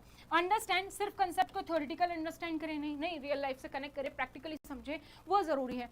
Third, integrate and apply learn knowledge in real life situation, कि जो भी चीज़ें उसने सीखी है उसको वो रियल लाइफ के साथ इंटीग्रेट करे, जो भी उसने लर्न किया है रियल लाइफ सिचुएशन में उसको यूज़ करे। हमने उसको सिखा दिया 2+2 4 होते हैं, लेकिन उसको यूज़ ही नहीं करे तो लर्निंग आउटकम तो नहीं हो ना हमारा, कि वो उसको यूज़ करे। ठीक है, घर पे मम्मी पूछे 20 रुपये ले आओ, आप सामान ले आओ इतना, तो वो मल्टीप्लीकेशन, वो प्लस डिवाइड, ये सब अपने रियल लाइफ में यूज़ कर पाए, तो दैट इज लर्निंग आउटकम जो हम चाहते हैं। थर्ड ऑप्शन करेक्ट है। Fourth, focus on rote learning, कि सिर्फ रट्टाफिकेशन पर फोकस करे, नहीं, ये भी हमारा गलत होगा। नेक्स्ट हमारा क्वेश्चन नंबर 60,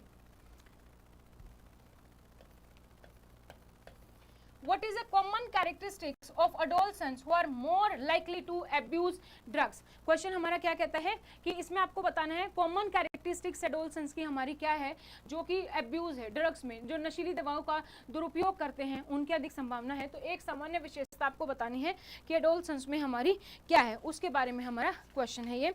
सो यहाँ पर हमारा क्या है, तो high academic achievement and good health, अगर बच्चा जो है कहीं ना कहीं एब्यूज़, ड्रग्स एब्यूज़ में फंसा है तो उसकी क्या हाई अचीवमेंट और जो है हमारी गुड हेल्थ क्या वो होगी, नहीं होगी, फर्स्ट ऑप्शन गलत है। सेकंड, इमोशनल प्रॉब्लम होंगी, भावनात्मक समस्या होंगी, इम्पल्सिविटी होगी, आवेगशीला, विद्रोहपन, रिबेलाइजेशन, तो वो भी होगी, रिबेलियसनेस होगा बच्चा, तो वो भी होगा। तो सेकेंड हमारा यहाँ पर करेक्ट है। थर्ड है हमारा low level of social engagement with peers. Fourth है strong family cohesion, positive school experience. तो इनमें से हमारा सबसे करेक्ट ऑप्शन कौन सा है? ऑप्शन नंबर सेकंड जो है वो यहाँ पर करेक्ट है, emotional problem and impulsive and realisation. Next हमारा क्वेश्चन नंबर 61। क्वेश्चन नंबर हमारा 61 क्या है? What is identity diffusion? Identity diffusion के बारे में है, तो सबसे पहले हमें क्या पता होना चाहिए? आइडेंटिटी डिफ्यूजन क्या होता है? अगर वही नहीं पता होगा तो आंसर हम कैसे करेंगे? सो आइडेंटिटी डिफ्यूजन एक ऐसी स्टेट होती है जहां पर इंडिविजुअल जो है हमारा अभी उसमें एक clear sense of self develop नहीं हुई है, ठीक है, अभी उसको खुद के बारे में नहीं पता है, डिफ्यूजन में है, आइडेंटिटी डिफ्यूजन में है, ठीक है, अस्मिता प्रसार जिसको हम बोलते हैं, तो उसको अभी क्लियर नॉलेज नहीं है खुद के बारे में, सेल्फ के बारे में, उसको कमिटमेंट नहीं है, उसको गोल्स, वैल्यूज, फ्यूचर डायरेक्शन ये सब उसको नहीं पता है अभी, ठीक है, तो वो हमेशा जो है किस में रहता है? डायलेमा में रहता है, डिफ्यूजन में रहता है। तो कौन सी स्टेज हमारी यहाँ पर है? The stage where person strongly identify with their parents identity, नहीं, स्ट्रांगली आइडेंटिफाई तो कर ही नहीं रहे, वो हमेशा डायलेमा में है, उसको अभी क्लैरिटी है ही नहीं। Second, the stage where person explores their identity makes a commitment, जहाँ पर वो एक्सप्लोर करता है और उसके अकॉर्डिंग कमिटमेंट करता है, नहीं, उसको क्लैरिटी अभी नहीं मिली है, वो एक्सप्लोर करेगा, क्लैरिटी नहीं है। The stage where person is emotionally tense, जहाँ पर इमोशनली टेंस है, ये भी नहीं। So the stage where a person has neither explored not committed to an identity, तो उसको क्लैरिटी नहीं है, ना तो उसने भी एक्सप्लोर किया है ना ही उसने कमिटेड किया है कि ये उसकी आइडेंटिटी है, दैट इज आइडेंटिटी डिफ्यूजन। सो हमारा right option option number first है यहाँ पर। Question number 62, which stage of identity development refers to making a commitment after exploration? कौन सी स्टेटमेंट है आपको यहाँ पर बतानी है? चार दिए गए हैं टर्म्स, इन चारों टर्म्स में से आपको बताना है कौन सा स्टेज है आइडेंटिटी डेवलपमेंट का जो कि आपको कमिटमेंट के बारे में बता रहा है, एक्सप्लोरेशन के बारे में बता रहा है, वो आपको यहाँ पर बताना है।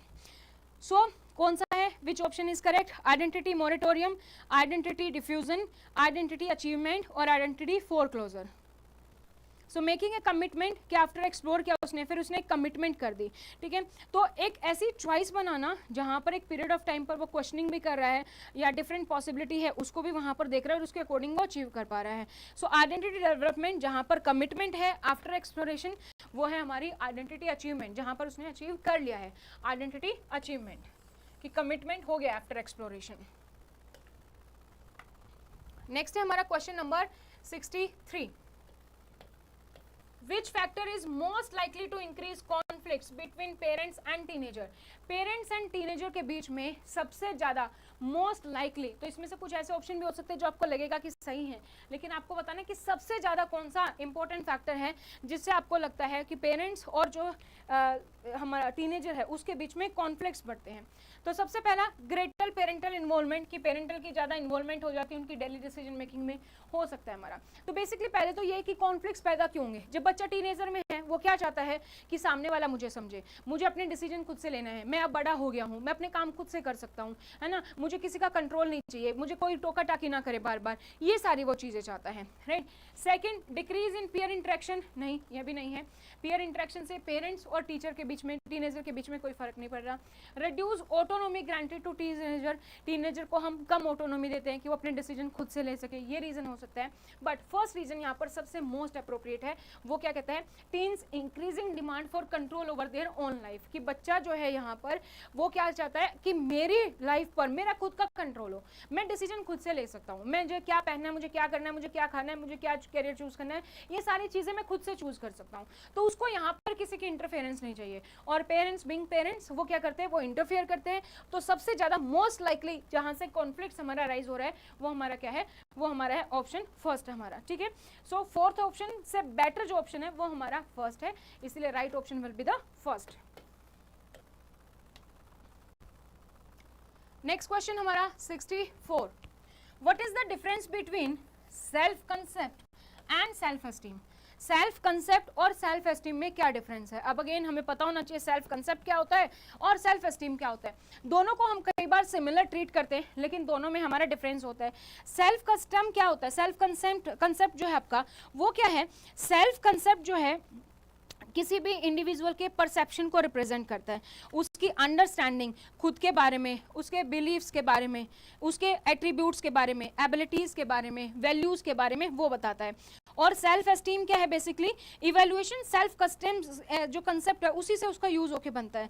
तो जो वो अपनी वर्थ जान जाता है, अपनी वैल्यू जान जाता है सेल्फ कंसेप्ट के बेस पर, तो सेल्फ एस्टीम है। तो सेल्फ कंसेप्ट में वो हमेशा ये सोचता है कि क्या, व्हाट, और सेल्फ एस्टीम में हाउ, उसका आंसर ढूंढता है। So which is the correct option here, वो आपको यहाँ पर बताना है सेल्फ कंसेप्ट और सेल्फ एस्टीम में। तो सबसे पहला कहता है सेल्फ कंसेप्ट जो है सोशल कंपैरिजन है अदर्स के साथ, नहीं, वो तो हम हाउ और बाकी सेल्फ कंसेप्ट जो हमें पता चलता है सेल्फ एस्टीम में यूज करते हैं, तो ये हमारा गलत है। Self concept is the emotional evaluation of one self, self esteem is the cognitive structure, ये भी हमारा यह नहीं है। थर्ड है हमारा दोनों सेम है, वो तो नहीं है।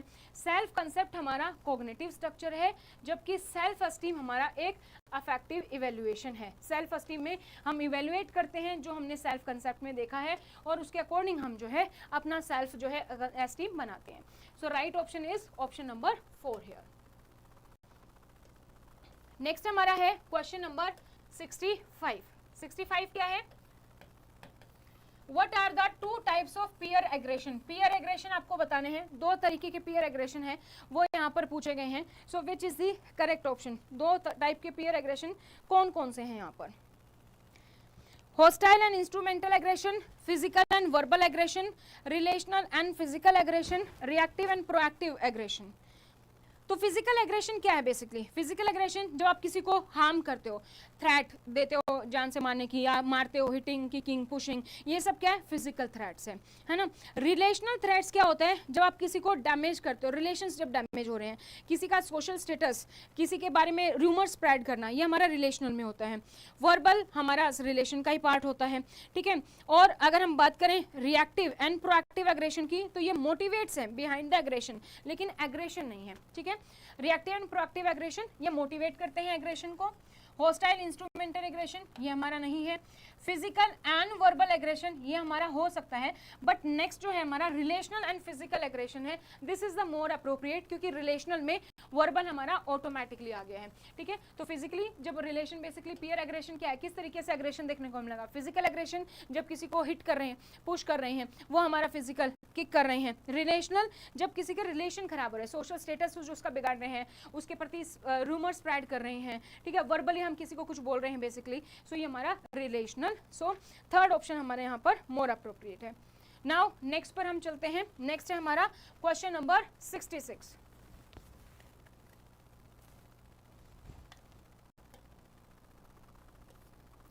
क्वेश्चन नंबर हमारा 66 क्या कहता है, What is the role of academic and personal caring from the teacher?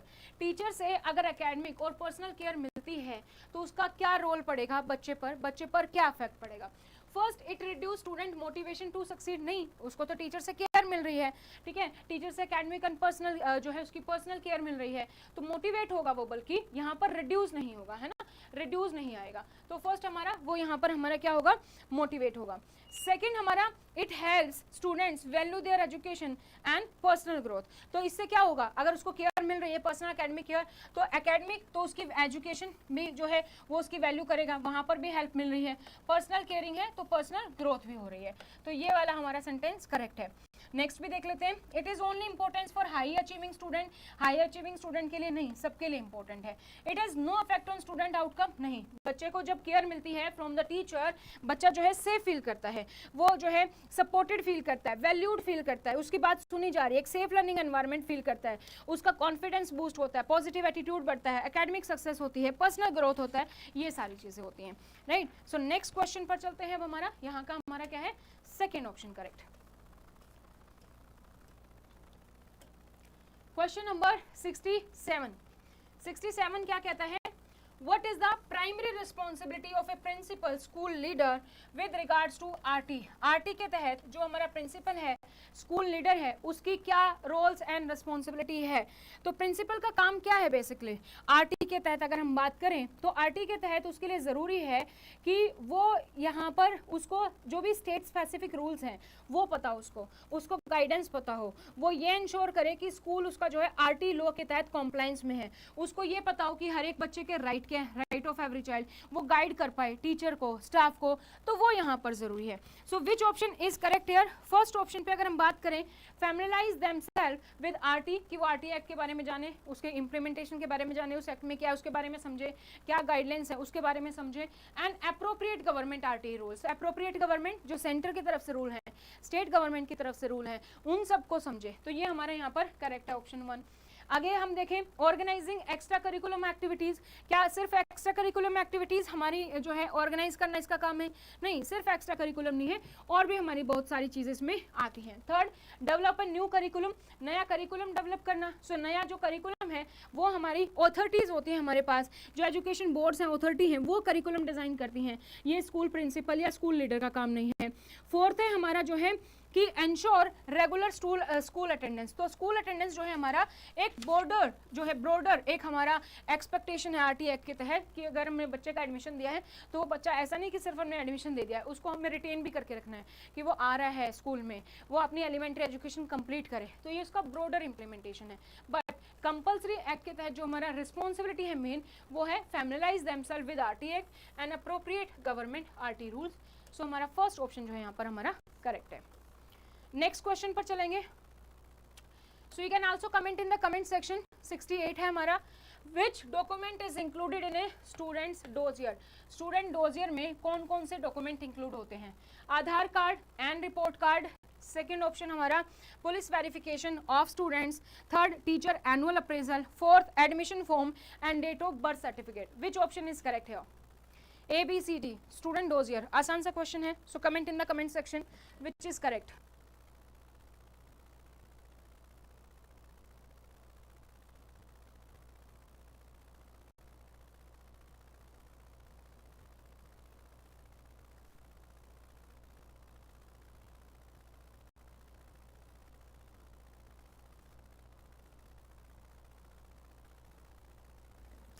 तो जो हमारा स्टूडेंट का डोजियर होता है, what is a student dossier? सबसे पहले तो ये हमें पता होना चाहिए। तो स्टूडेंट डोजियर में बच्चे की सारी एकेडमिक जर्नी होगी, ठीक है। सो उसके एकेडमिक रिकॉर्ड्स होंगे, उसका अटेंडेंस डाटा, उसके बिहेवियरल नोट्स, उसके हॉलिस्टिक डेवलपमेंट के बारे में, सारे एस्पेक्ट्स के बारे में, उसके report card, course evaluation, health information, supplement information, student work samples, portfolio, presentation, ये सारी चीज़ें होंगी। सो यहाँ पर अगर हम बात करें आधार कार्ड एंड रिपोर्ट कार्ड या फिर police verification of students, police verification of student की यहाँ पर जरूरत नहीं है, वो हमारे पास है नहीं। टीचर एनुअल अप्रेजल, उसकी भी यहाँ पर जरूरत नहीं है।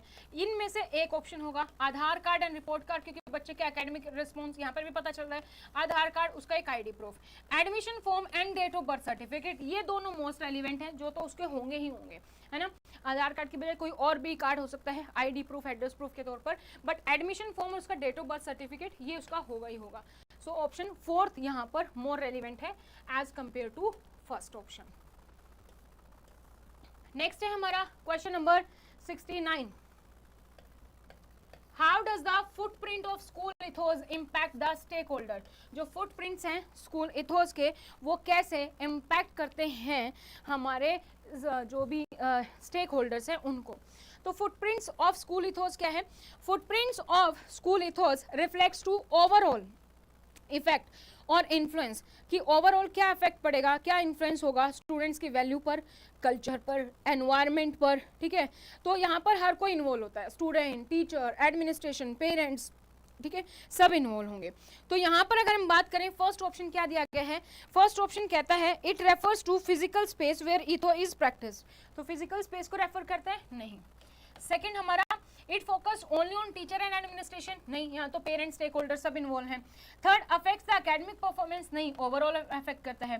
So it assess emotional, cognitive and physical impact of ethos all stakeholder. तो ये तीनों ही एस्पेक्ट्स को, इमोशनली जैसे बच्चा क्या फील कर रहा है, क्या मोटिवेशन है उसके बारे में, कॉग्निटिव थिंकिंग लर्निंग के बारे में, फिजिकल इम्पैक्ट, वेलबींग के बारे में, सेफ्टी के बारे में, सभी स्टेक होल्डर्स यहाँ पर इन्वॉल्व होते हैं। So right option is option number 4 हमारा, ठीक है।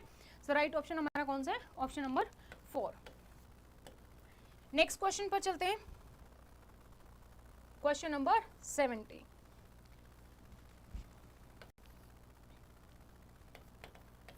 क्वेश्चन नंबर 70 पर बढ़ते हैं, लेकिन उससे पहले अगर आप लोग इस चैनल पर नए हैं और चैनल को अभी तक सब्सक्राइब नहीं किया है तो फटाफट से पहले आप चैनल को सब्सक्राइब कर लीजिए। लीजिए।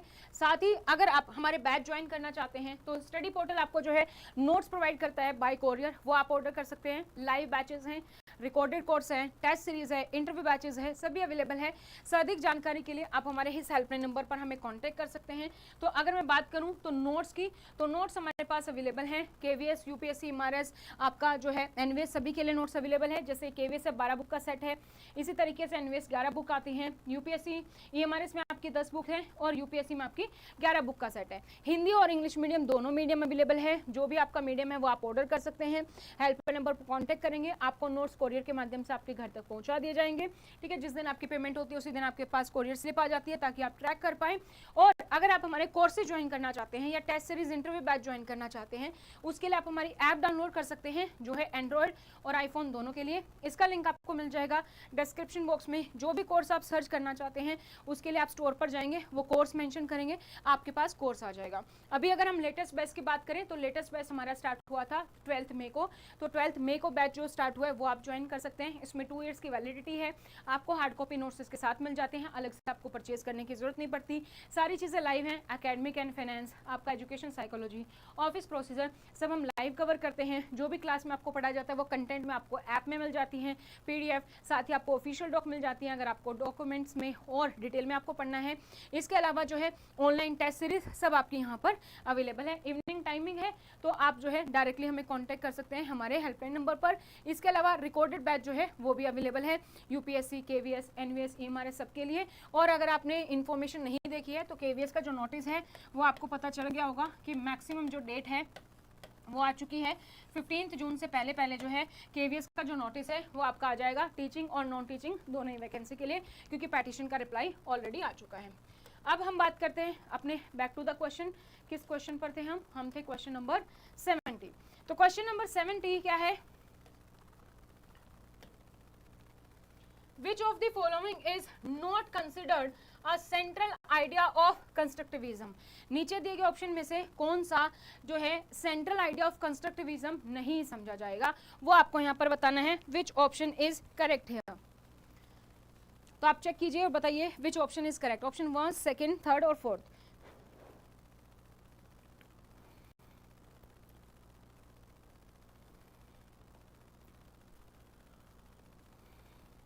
तो सबसे पहला ऑप्शन क्या है कि theories of constructivism have roots in research by पियाजे, वाइगोत्स्की, डेवे। तो सबने थ्योरी दी है ना, तो जो भी थ्योरी दी है उसी के अकॉर्डिंग कंस्ट्रक्टिविज्म की जो थ्योरी है तो इनकी रूट्स ऑब्वियसली ये थ्योरिस्ट हैं, तो ये हमारा है यहाँ पर। Second, learners are active in constructing their own knowledge. Yes, learner जो हमारे एक्टिव होते हैं अपनी नॉलेज कंस्ट्रक्ट करने में। Third, social interactions are important in the knowledge construction. बिल्कुल, सोशल इंटरेक्शन एनवायरमेंट का भी इफेक्ट पड़ता है।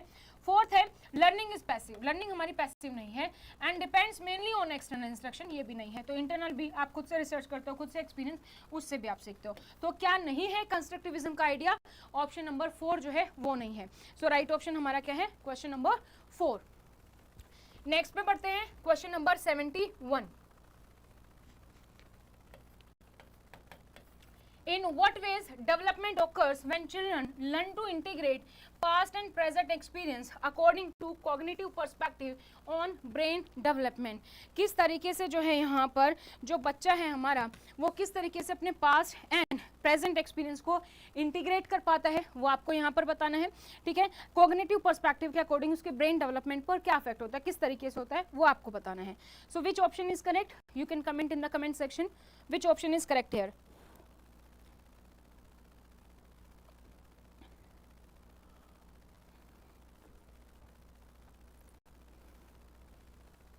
सो फर्स्ट ऑप्शन की बात करते हैं। फर्स्ट ऑप्शन हमारा कहता है कि children become more impulsive in their decision. तो जो भी रिएक्शंस हैं उसमें वो मोर इम्पल्सिव बन जाते हैं। बल्कि अगर बच्चे का जो है अगर वो पास्ट एंड अपने प्रेजेंट एक्सपीरियंस को इंटीग्रेट कर पाएगा तो उसके ब्रेन डेवलपमेंट पर अच्छा इफेक्ट पड़ेगा। मोर इम्पल्सिव नहीं बल्कि ये तो रिड्यूस करता है ना, मोर इम्पल्सिव नहीं होगा बल्कि reduce impulsiveness. Second, children begin to rely solely on external stimuli for learning. जो बच्चे हैं वो किस पर फोकस करते हैं? एक्सटर्नल स्टाइमुली पर, बट नहीं, ये इंटरनल मेंटल प्रोसेस पर फोकस करते हैं क्योंकि वो खुद से अपने पास्ट एंड प्रेजेंट को इंटीग्रेट कर पा रहे हैं। सो इंटरनल जो है हमारा उस पर फोकस करते हैं, ना कि हमारा एक्सटर्नल पर। थर्ड जो है हमारा वो क्या कहता है, children improve their self regulation and ability to process information. जो बच्चे हैं वो यहाँ पर अपना सेल्फ रेगुलेशन इंप्रूव करते हैं, प्रोसेस इंफॉर्मेशन करने की जो उनकी एबिलिटी है उसको इंप्रूव करते हैं। तो ये हमारा सही है ऑप्शन नंबर थर्ड। और फोर्थ क्या कहता है, children develop more effective motor skill, motor skill को डेवलप करते हैं, बल्कि नहीं ये ज्यादातर है हमारा physical development than the cognitive integration. ठीक है, तो ब्रेन डेवलपमेंट है rather than cognitive, it is on the physical and और भी इफेक्टिव मोटर स्किल्स नहीं, ये हमारा फिजिकल दिया गया है। और जबकि हमारा ब्रेन डेवलपमेंट है तो ये हमारा किस में आता है, कॉग्निटिव डेवलपमेंट में आता है, ना कि हमारा फिजिकल में। ठीक है, सो हमारा ऑप्शन जो है थर्ड ऑप्शन जो है यहाँ पर हमारा करेक्ट है। नेक्स्ट है question number 72, which psychological theory is considered to embrace a constructivist approach by focusing on how individual construct internal representations of the knowledge। कि कौन सी साइकोलॉजिकल थ्योरी है जो कि यहाँ पर समझी जाएगी कि जो अपने ज्ञान के आंतरिक प्रतिनिधित्व का निर्माण करने के तरीके पर ध्यान केंद्रित करके एक रचनात्मक दृष्टिकोण को बनाने वाला होगा। which option is correct. So जब हम बात कर देंगे कि जो भी हमारा कंस्ट्रक्टिविस्ट अप्रोच है जहाँ पर इंडिविजुअल पर फोकस होता है, सो यहाँ पर इंफॉर्मेशन प्रोसेसिंग जो थ्योरी है वो यहाँ पर करेक्ट ऑप्शन होगा। सो इंफॉर्मेशन प्रोसेसिंग थ्योरी अलाइन करती है कंस्ट्रक्टिविस्ट जो प्रिंसिपल है उसके अकॉर्डिंग कि कैसे लर्नर हमारा एक्टिवली लर्न कर रहा है, कैसे वो अपनी जो नॉलेज है वो कैसे कंस्ट्रक्ट कर रहा है इंटरनल रिप्रेजेंटेशन ऑफ नॉलेज से। साथ ही साथ जो है हमारा कि जो भी इंफॉर्मेशन है उसके ब्रेन में उसको इंटीग्रेट कर पाता है, प्रेजेंट पास्ट की जो भी स्टोर है रिट्रीव कर पाता है। ठीक है, सो फर्स्ट हमारा है बिहेवियरिस्टिक थ्योरी। सो बिहेवियरिस्टिक थ्योरी हमारी नहीं है क्योंकि जो बिहेवियरिस्टिक थ्योरी है वो तो फोकस करती है हमारी एक्सटर्नल बिहेवियर पर, इंटरनल बिहेवियर पर हमारा फोकस नहीं करती है। ठीक है, तो सेकंड ऑप्शन हमारे यहाँ पर करेक्ट है, इंफॉर्मेशन प्रोसेसिंग थ्योरी। थर्ड को अगर हम बात करें साइको एनालिटिकल थ्योरी, तो साइको एनालिटिकल थ्योरी जो है हमारी वो हमारी क्या है, वो अर्ली चाइल्डहुड एक्सपीरियंस पर फोकस करती है, लर्निंग प्रोसेस पर फोकस नहीं करती, अनकॉन्शियस मोटिवनेस है। ह्यूमनिस्टिक थ्योरी की अगर हम बात करें तो ह्यूमनिस्टिक थ्योरी हमारी पर्सनल ग्रोथ पर फोकस करती है, सेल्फ एक्चुअलाइजेशन पर फोकस करती है, कॉग्निटिव पर फोकस नहीं करती। जबकि इंफॉर्मेशन प्रोसेसिंग हमारी कॉग्निटिव पर फोकस करती है, कॉग्निटिव में जैसे attention, perception, memory, problem solving, इन पर फोकस करती है। सो राइट ऑप्शन हमारा क्या है, option number 2, second is correct answer. Next हमारा 73,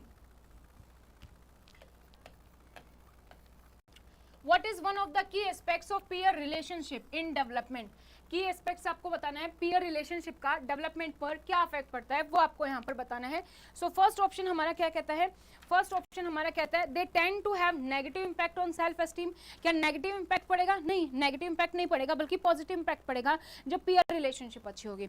सेकंड हमारा they are only relevant during adolescence. क्या वो सिर्फ और सिर्फ एडोलसेंस पर रहते हैं?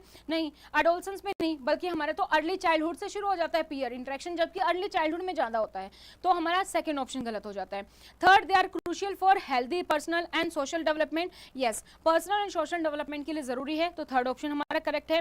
फोर्थ हमारा कहता है they have little effect on a child development, कि बच्चे के डेवलपमेंट पर बहुत कम इफेक्ट पड़ता है, बल्कि यहाँ पर बच्चे के डेवलपमेंट पर ह्यूज इंपैक्ट पड़ता है। तो पीयर रिलेशनशिप से सोशल स्किल डेवलप होती है, पर्सनल डेवलपमेंट होता है, इमोशनल डेवलपमेंट होता है, और बच्चे के चाइल्डहुड, अर्ली चाइल्डहुड से लेकर अडोलसेंस तक इंपॉर्टेंट है। तो इन दिए गए ऑप्शन में से कौन सा ऑप्शन हमारा करेक्ट है? थर्ड, कि क्रूशियल है for healthy personal and social development. Next हमारा क्वेश्चन, क्वेश्चन नंबर 74। 74 क्या कहता है, how does divorce typically affect the children. Divorce जो है वो किस तरीके से बच्चे को अफेक्ट करता है। तो जब हम डिवोर्स की बात करते हैं तो जो बच्चा है हमारा वो किस तरीके से अफेक्ट होगा, बच्चा इमोशनली इम्बैलेंस भी होगा, इमोशनली स्ट्रगल भी है, सोशल एडजस्टमेंट भी है, उसकी एकेडमिक जो है वो भी उसकी जो है डिक्रीज हो जाएगी academic performance. So it always improve family dynamics, नहीं। It leads to stronger academic performance, नहीं, वो तो डिक्लाइन हो सकती है। It has no significant impact on emotional wellbeing, नहीं, बच्चे के इमोशनल पर बहुत ज्यादा इफेक्ट पड़ता है। सो फोर्थ ऑप्शन हमारे यहाँ पर करेक्ट है। इट में रिजल्ट इन इमोशनल स्ट्रगल्स, कि इमोशनली बच्चा स्ट्रगल करता है, इमोशनली चैलेंजेस आते हैं उसको, और साथ ही सोशल एडजस्टमेंट भी। ठीक है, हमारा फोर्थ ऑप्शन करेक्ट है। नेक्स्ट है हमारा 75। What does brown-brainer biological model emphasis in child development. तो इसके लिए हमें क्या पता होना चाहिए, इसके लिए हमें पता होना चाहिए जो ब्रोन-ब्रेनर का जो हमारा बायोलॉजिकल स्ट्रक्चर है वो आपको पता होना चाहिए कि बायोलॉजिकल मॉडल हमारा क्या है। तो इसमें हमारे पास अलग अलग स्टेजेस होती हैं। जैसे अगर हम सबसे पहले हम बात करें तो हमारा क्या है यहाँ पर माइक्रो सिस्टम। माइक्रो सिस्टम में हम जो भी इमीडिएट सराउंडिंग है उसके बारे में बात करते हैं कि फैमिली का, स्कूल का क्या इंपैक्ट पड़ता है। सेकंड मीजो सिस्टम, अब जो फैमिली है, स्कूल है, उनका इंटरेक्शन का क्या फर्क पड़ता है माइक्रो सिस्टम का, वो मीजो सिस्टम में बात करते हैं। देन हमारा एक्सो सिस्टम, इनडायरेक्ट एनवायरनमेंट, जैसे पेरेंट्स का वर्क लोड है, अगर पेरेंट्स का जो है जॉब से हायर कर दिया गया है, प्रमोशन नहीं हुआ है, इन सब चीज़ों का भी बच्चे पर इफेक्ट पड़ता है जो इमीडिएट नहीं, इनडायरेक्ट एनवायरनमेंट है। देन हमारा मैक्रो सिस्टम, मैक्रो सिस्टम से कल्चरल और सोशल वैल्यू, इनसे अफेक्ट पड़ता है। और फिर हमारा आता है Chrono system, time and life events के बारे में। तो यहाँ पर आपसे पूछा गया है कि जो ब्रोन-ब्रेनर का बायोलॉजिकल मॉडल है वो कैसे बच्चे के डेवलपमेंट पर अफेक्ट करता है। तो first, the influence of genetic inheritance only, नहीं, सिर्फ जेनेटिक्स पर बात नहीं कर रहा है। Second, importance of only biological factor, नहीं, सिर्फ बायोलॉजिकल फैक्टर पर भी बात नहीं कर रहे हैं। Third, both biological and social context, yes, biological पे भी हम बात कर रहे हैं और सोशल कंसेप्ट पे भी, कि किस तरीके से इमीडिएट सराउंडिंग, उनका आपस में relation, indirect environment, cultural, social, सभी के बारे में बात कर रहे हैं। तो ऑप्शन थर्ड हमारा यहाँ पर करेक्ट है। Fourth, social influences in isolation from biological factor, तो ये भी नहीं है। राइट ऑप्शन हमारा क्या है, ऑप्शन नंबर थर्ड है कि biological factors and social concept दोनों के बारे में बात हो रही है। नेक्स्ट क्वेश्चन हमारा 76 है, जीन पियाजे थ्योरी से है। इन जीन पियाजे theory what ability is a hallmark of formal operations. Formal operations के बारे में क्वेश्चन है कि कौन सी एबिलिटी है जो फॉर्मल ऑपरेशंस जो है हमारे उसके बारे में बात करती है। सो फॉर्मल ऑपरेशंस की अगर हम बात करें, what is the ability of hallmark of the formal operations, तो फॉर्मल ऑपरेशंस यानी कि फॉर्मल ऑपरेशन जो हमारी स्टेज होती है वो जीन पियाजे मानते हैं कि जब बच्चे की एज 11 और अबव होती है तो फॉर्मल ऑपरेशन की स्टेज होती है। इसमें एब्स्ट्रैक्ट थिंकिंग बच्चा जान जाता है, हाइपोथेटिकल रीजनिंग के बारे में समझने लग जाता है, लॉजिकल प्रॉब्लम सॉल्विंग बच्चे में आ जाती है, वो मल्टीपल पॉसिबिलिटी आउटकम जान पाता है कि एक ही प्रॉब्लम के मल्टीपल सॉल्यूशन दे पाता है। तो ये सारी चीज़ें उसकी फॉर्मल ऑपरेशंस में आती हैं। तो सबसे पहले अगर हम बात करें, पहला ऑप्शन क्या कहता है, ability to perform mental calculation on physical objects. तो फिजिकल ऑब्जेक्ट्स पर वो अपना मेंटल कैलकुलेशन, मानसिक जो गणना है वो यहाँ पर कर पाता है। तो ये हमारी आती है कंक्रीट ऑपरेशनल स्टेज में, ना कि फॉर्मल ऑपरेशन में। Second, ability to think abstractly and consider multiple possibility. तो ये भी हमने पढ़ा कि एब्स्ट्रैक्ट थिंकिंग और पॉसिबिलिटी आउटकम जो हमारे फॉर्मल ऑपरेशन में आ जाते हैं। तो सेकेंड ऑप्शन हमारे यहाँ पर करेक्ट है। अगले ऑप्शंस भी देख लेते हैं। थर्ड हमारा, the ability to think logically without physical object, बिना फिजिकल ऑब्जेक्ट के वो लॉजिकली सोच पाता है, ये भी हमारी कंक्रीट ऑपरेशनल स्टेज में आता है। देन हमारा ability to categorise objects based on simple attributes, simple attributes के बेसिस पर वो जो है ऑब्जेक्ट्स को कैटेगराइज करना सीख जाता है। तो ये हमारा उसका प्री ऑपरेशनल स्टेज में या फिर कंक्रीट जो स्टेज है वहाँ पर हमारा आ जाता है। सो ऑपरेशनल फॉर्मल ऑपरेशन में क्या होता है, फॉर्मल ऑपरेशन में वो एब्स्ट्रैक्टली थिंक करना शुरू कर देता है और मल्टीपल पॉसिबिलिटी समझना शुरू कर देता है। राइट ऑप्शन हमारा सेकंड। नेक्स्ट है हमारा 77, what is the usual key feature of adolescence egocentrism during the stage of formal operation. तो फॉर्मल ऑपरेशन में ही एडोलसेंस में जो ईगोसेंट्रिज्म होता है वहां से क्वेश्चन है। तो क्या पूछा गया है हमारे यहाँ पर कि क्या की फीचर है एडोलसन ईगोसेंट्रिज्म का। तो अगेन हमारा जीन पियाजे जो डेविड है एल्किन, उनकी थ्योरी से पूछा गया है। तो फर्स्ट ऑप्शन हम देख लेते हैं। फर्स्ट ऑप्शन क्या कहता है कि adolescents are completely aware of others perspective and believe, कि जो एडोलसेंस वाला जो बच्चा होता है किशोर अवस्था में, वो सबके विचारों को जानता है, सबके पर्सपेक्टिव को, सबके बिलीव को जानता है। क्या ऐसा होता है? नहीं होता, क्योंकि एडोलसेंस में ईगोसेंट्रिज्म होता है, वो अपने बारे में सोचता है, अपने बारे में फोकस रहता है। Second, adolescents believe that no one is paying attention to them and their action. Adolescents ये सोचते हैं कि उनकी तरफ कोई ध्यान नहीं दे रहा, उनकी तरफ कोई अटेंशन नहीं दे रहा है, क्या वो कर रहे हैं क्या नहीं, बल्कि इसका अपोजिट होता है। एडोलसेंस हमारा क्या सोचता है कि हर कोई उसको नोटिस कर रहा है, वो अपनी फिजिकल बॉडी, अपने अपीयरेंस, अपने इन सब चीज़ों पर वर्क कर रहा होता है। Third, adolescents are focused, often focused on their own ideas and belief. Others are watching and evaluating them. तो ये ठीक है हमारा थर्ड ऑप्शन कि adolescent जो हमारा फोकस करता है अपने आइडियाज पर और ये बिलीव करता है कि हर कोई उनको वॉच कर रहा है, उनको देख रहा है, उनको इवेल्युएट कर रहा है. Fourth option, adolescents avoid thinking about their own beliefs and action.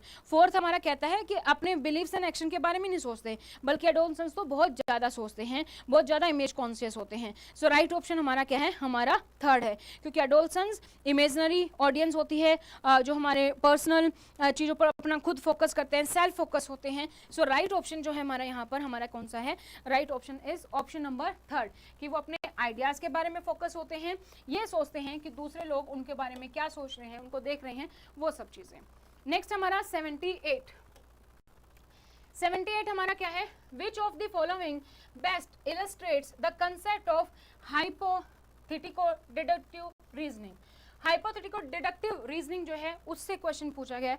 अब हमें पहले तो ये पता होना चाहिए कि डिडक्टिव रीजनिंग क्या होती है. So what is deductive reasoning. ये जो क्वेश्चन है हमारा, ये है हमारा पियाजे फॉर्मल ऑपरेशनल स्टेज से. तो यहाँ पर जो है बच्चा क्या करने लग जाता है, हाइपोथेसिस उसका बन जाता है, मेंटली वो एक्सप्लोर करता है और पॉसिबिलिटी को, वो लॉजिक यूज करता है किसी भी आउटकम पर आने से पहले. ठीक है, तो जब डिडक्टिव रीजनिंग होती है, जब आपको लॉजिक पता है, आपको रूल बता दिया कि भाई ये रूल फॉलो करना है और आप उस रिजल्ट तक पहुंच गए, जब अपने लॉजिक यूज करके आप जो है आउटकम तक पहुंच गए, दैट इज डिडक्टिव रीजनिंग. और हाइपोथेसिस है, तो हाइपोथेसिस की अगर ऐसा हुआ तो, व्हाट इफ, अगर ऐसा हुआ तो क्या होगा, उसके बारे में. सो फर्स्ट ऑप्शन हमारा क्या है, N adolescent imagining life, how life would be different in people did not sleep. अगर लोग नहीं सोते तो उनका क्या इस तरीके से लाइफ डिफरेंट होती. व्हाट इफ आ गया कि क्या है, वो सोच रहे हैं, हाइपोथेटिकल है, तो ये हमारा करेक्ट है. Second, student memorising the steps और सॉल्विंग ए मैथ प्रॉब्लम. अगर बच्चा बस कंसेप्ट याद कर रहा है, मैथ प्रॉब्लम सोल्व कर रहा है, तो डिडक्टिव तो है हमारा रीजनिंग, बट हाइपोथेटिक नहीं है. Second, person learning to recognise different shape by touch. Different shape by touch की अगर हम बात करें तो हमारा ये सेंसरी में आ जाता है, सेंसरी परसेप्चुअल स्किल है. फोर्थ हमारा है a child recognising categorising animal based on physical trait. बच्चे जो है साइज के अकॉर्डिंग, कलर के अकॉर्डिंग जो है एनिमल्स को कैटेगराइज कर पा रहे हैं, तो ये हमारा कंक्रीट ऑपरेशनल जो थिंकिंग है उसका है. सो राइट ऑप्शन हमारा फर्स्ट, जहां पर डिडक्टिव रीजनिंग भी है और हाइपोथेटिकल भी है. नेक्स्ट अब हमारा पार्ट 2. यहाँ पर अब हमारे एनवीएस स्पेसिफिक रूल से क्वेश्चन है, तो यहाँ पर हमें ज़्यादा रूल्स एक्सप्लेनेशन की जरूरत नहीं है, ये आपके पास कुछ फैक्ट्स के अकॉर्डिंग है, तो वी विल सॉल्व दिस. 79 हमारा है, द मैथ्स बजट पर student in JNV located in plain area. तो जो प्लेन एरिया में उसके मैथ्स बजट के बारे में पूछा गया है, other than hard and difficult station, उनको पर मंथ कितना मिलता है विद इफेक्टिव फ्रॉम 1 अप्रैल 2024. 1833, 2140, 2040, 2240 कितना मिलता है, तो हमारा प्लेन एरिया है, प्लेन एरिया में है 1833. ठीक है, सो हमारा राइट ऑप्शन कौन सा है, राइट ऑप्शन हमारे यहाँ पर फर्स्ट ऑप्शन. ठीक है, नेक्स्ट पर चलते हैं. नेक्स्ट हमारा क्या है, क्वेश्चन नंबर 80. क्वेश्चन नंबर 80 है हमारा, for admission into JNV in class 6. Class 6 के एडमिशन में maximum age limit of student is dash year to appear for JVNST. जो जवाहर नवोदय विद्यालय सिलेक्शन टेस्ट होता है, उसमें जो है बच्चे की मैक्सिमम एज क्या है क्लास 6 के एडमिशन के लिए. सो मिनिमम जो एज है वो है हमारी 10 ईयर एंड मैक्सिमम जो एज है वो है हमारी 12 year as per 2025 instruction booklet notification. तो हमारा राइट ऑप्शन कौन सा होगा, third, 12 is the right answer. 81, ये सॉरी 80 था हमारा. 81 हमारा, who is the secretary of maths committee at विद्यालय लेवल. तो विद्यालय लेवल पर मैथ्स कमेटी बनाई जाती है, तो जो मैथ्स कमेटी बनाई गई है इसका जो सेक्रेटरी है वो कौन होता है, catering assistant, staff nurse, principal और वाइस प्रिंसिपल. तो जो मेंबर सेक्रेटरी है वो कौन है, वो है हमारा कैटरिंग असिस्टेंट, मेंबर सेक्रेटरी. जबकि स्टाफ नर्स हमारी मेंबर होती है, वाइस प्रिंसिपल मेंबर होता है और चेयरपर्सन जो है वो हमारे प्रिंसिपल होते हैं. सो प्रिंसिपल इज चेयरपर्सन और मेंबर सेक्रेटरी हमारा catering assistant. So right option is हमारा ऑप्शन नंबर फर्स्ट है. नेक्स्ट हमारा है 82. 82 in JNV the pre cautional precautionary measures are being taken for safety and security. JNV में बच्चों की safety and security के लिए, प्रोटेक्शन ऑफ गर्ल्स स्टूडेंट्स के लिए स्पेसिफिकली अलग अलग प्रिकॉशनरी मेजर्स दिए जा रहे हैं। इनमें से नीचे दिए गए ऑप्शन में से कौन सा सुइटेबल नहीं है आपको बताना है। First, the girl should not be permitted to visit the house of teachers. ये बिल्कुल करेक्ट है कि जो टीचर है उसको, जो टीचर के घर पर बच्चे का विजिट जो है परमिटेड नहीं होगा। Second, no male member including group D employee should be permitted to visit girl dormitory. Girl dormitory में कोई भी मेल मेंबर, चाहे वो ग्रुप डी का ही क्यों ना, वो नहीं जा सकता, ये भी सही है। Third, house mothers are not allowed to visit the girl dormitory. House mothers के बारे में बोला गया है, नॉट अलाउड, ये अलाउड होना चाहिए, तो ये वाला ऑप्शन है हमारा जो कि नॉट सुइटेबल है। फोर्थ क्या कहता है, रेगुलर मेडिकल चेकअप, वो होना चाहिए गर्ल्स का regular medical checkup every month, और अप्रोप्रिएट मेडिकल रिकॉर्ड जो उनका मेंटेन होना चाहिए। सो राइट ऑप्शन एज पर ऑप्शन 3 है। Question number 83, the hostels in JNV are manage by. तो जेएनवी में जो हॉस्टल हैं उनको कौन मैनेज करता है? वाइस प्रिंसिपल मैनेज करते हैं, या फिर जो है हमारे प्रिंसिपल, या सॉरी काउंसलर, हाउस मास्टर्स, या वार्डन। तो वाइस प्रिंसिपल का काम क्या है? Vice principal basically overall incharge होते हैं फॉर द हॉस्टल। काउंसलर की बात करें तो काउंसलिंग करना, बच्चे की इमोशनल साइकोलॉजिकल वेलबींग का ध्यान रखना। वार्डन की अगर हम बात करें तो वार्डन सिर्फ असिस्ट करता है day to day care programme में, डिसिप्लिन में, हॉस्टल रूल्स रेगुलेशन में, जबकि हाउस मास्टर जो है वो ओवरऑल मैनेज करते हैं सेफ्टी एंड सिक्योरिटी, हाइजीन, बच्चे का रूटीन चेकअप जो है, डेली रूटीन, सुपरवाइजिंग करना, डिसिप्लिन करना। सो राइट ऑप्शन हमारा यहाँ क्या है? Option number 2, house masters is the right answer. ये सिर्फ असिस्ट करता है। नेक्स्ट हमारा क्वेश्चन नंबर 84। 84 क्या कहता है? NVS has issued 14 point programme for monitoring safety and security. बच्चे की सेफ्टी एंड सिक्योरिटी के लिए एनवीएस का जो सेफ्टी एंड सेफ्टी प्रोग्राम है उसमें 14 पॉइंट्स हैं। तो ये जो 14 पॉइंट्स हैं इसमें से आपको बताना है कौन सा इंक्लूडेड नहीं है 14 पॉइंट्स में। Identify an activity not included in the 14 points programme. तो 1 2 3 4 उनमें से कौन सा जो है 14 प्रोग्राम में नहीं है? First, regulating entry exit at main gate, main gate पे एंट्री एग्जिट, ये वाला है ऑप्शन। क्लियरिंग ऑफ बसेस, जो भी झाड़ियां हैं उनको क्लीन करवाना। And adequate light in the campus, campus में प्रॉपर लाइट होनी चाहिए, ये भी है। Third, appointing a warden to look after safety and security, ये नहीं है, वार्डन की जरूरत नहीं, वार्डन तो हम ऑलरेडी हॉस्टल्स में जो है अपॉइंट कर रहे हैं, तो ये वाला नहीं है। Fourth, nominating a suitable counsellor for counselling of emotionally disturb children, ये वाला भी है। सो हमारा कौन सा ऑप्शन नहीं है? हमारा ऑप्शन नंबर 3 नहीं है कि एक वार्डन को अपॉइंट किया जाए। ठीक है, नेक्स्ट क्वेश्चन पर चलते हैं। क्वेश्चन नंबर हमारा 85। At JNV level, annual maintenance and repair should be used for। जो एनुअल मेंटेनेंस एंड रिपेयर है वो किसके लिए यूज होना चाहिए? First, construction of extra classroom नहीं, वो हमारे कैपिटल एक्सपेंडिचर में आ जाएगा। आप नया काम कर रहे हो कोई, आप जो है मेंटेनेंस या रिपेयर नहीं कर रहे हो। इसके अलावा अगर हम तीनों चीजों को देखें, अगर हम एक जनरल पॉइंट ऑफ व्यू से देखें तो आपको लगेगा तीनों के तीनों ही हमारी मेंटेनेंस में है कि भाई वाटर प्रूफिंग ट्रीटमेंट करवाना है टेरेस का, स्कूल बिल्डिंग का, वो आप करवा सकते हो, अगर नहीं है तो वो मेंटेनेंस में आ सकता है।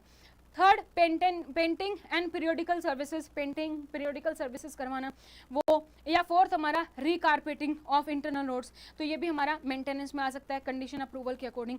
बट एक और भी क्वेश्चन है आगे हमारा, वो भी हम देखेंगे। तो जो आपका बजट होता है ना उसमें आपका स्पेसिफिकली है कि 1/3 जो आपका मेंटेनेंस है वो किस में जाएगा? पेंटिंग एंड पीरियोडिकल सर्विसेज में। सो राइट ऑप्शन एज पर the official doc it will be painting and periodical services. ठीक है, क्योंकि एनवीएस लेवल पर ही पूछा गया है। सो राइट ऑप्शन हमारे यहाँ पर 3 है, painting and periodical services. Next हमारा है 86। 86 हमारा क्या है कि जो हमारा this one in JNVST class 9 lateral entry का जो एग्जाम होता है जवाहर नवोदय विद्यालय सिलेक्शन टेस्ट, उसके बारे में है। Dash percentage of question are asked to test the language ability of student. बच्चे की लैंग्वेज एबिलिटी चेक करने के लिए कितने % क्वेश्चन जो है उसकी लैंग्वेज से आएंगे वो आपको बताना है। तो जो टोटल मार्क्स होते हैं वो कितने होते हैं? टोटल मार्क्स होते हैं 100 आपके, जिसमें से Hindi 15 number, English 15 number, math 35 and science भी आपका 35। ठीक है, ये है टोटल 100 क्वेश्चन है, तो 15 15 100 है, सिंपल है, परसेंटेज निकालना, 30% हुआ। सो राइट ऑप्शन हमारा ऑप्शन नंबर 4 हो गया। ठीक है, नेक्स्ट क्वेश्चन पर बढ़ते हैं। नेक्स्ट क्वेश्चन है हमारा 87। Jawahar Navodaya Vidyalaya class 9th admission entrance exam is conducted for admission of student into JNV. जो जवाहर नवोदय विद्यालय उसमें जो क्लास 11th की बात की जा रही है, क्लास 11th का जो एडमिशन टेस्ट है वो भी करवाया जाता है। 6 का होता है, फिर लेटरल एंट्री 9 और 11th का होता है ना, ये 3 टेस्ट होते हैं। तो जो 11th का टेस्ट करवाया जा रहा है वो किस लिए करवाया जाता है? First, create new science stream. नहीं, अब बच्चा जब आएगा तो उस पर डिपेंड करता है कौन सी स्ट्रीम है, साइंस स्ट्रीम नहीं है, note the important. Second, fill the vacant seat. हाँ, तो जो सीट फिल जो खाली हो जाती है हमारे पास जो सीट है उनको फिल करने के लिए हम एग्जाम करवाते हैं। तो फिल हो सकती है सीट जो है क्लास 10 के, ट्रांसफर हो गया किसी का, विड्रॉ हो गया, कोई भी अदर रीजन, उसके अकॉर्डिंग हो सकता है। Third, give opportunity to state board school children, अगर वो एलिजिबल हैं तो उनको अपॉर्चुनिटी वैसे मिल जाएगी। Fourth, increase the strength of विद्यालय। तो जो हमारी कैपेसिटी है उतनी ही हम सीट रखते हैं, उससे ज़्यादा हम नहीं करते, तो स्ट्रेंथ बढ़ाने के लिए नहीं, बल्कि जो हमारे पास खाली सीट बच गई हैं उनको पूरा करने के लिए हम यूज़ करते हैं क्लास 11th का टेस्ट। तो सेकंड ऑप्शन हमारा यहाँ पर करेक्ट है। नेक्स्ट है हमारे पास question number 88। At JNV level, the annual maintenance and repair fund should be utilized for maintenance and repair of building as identified in annual maintenance and repair plan। तो जो हमारा annual maintenance and repair plan होता है उसके according आपको बताना है कि जो भी annual maintenance repair fund है वो maintenance and repair of building के लिए हम कितना यूज़ करते हैं। तो जो भी हमारे पास फंड आता है उसको हम 3 पार्ट्स में डिवाइड करते हैं। तो फर्स्ट जो है हमारा पार्ट, कहाँ मेंशन करूँ,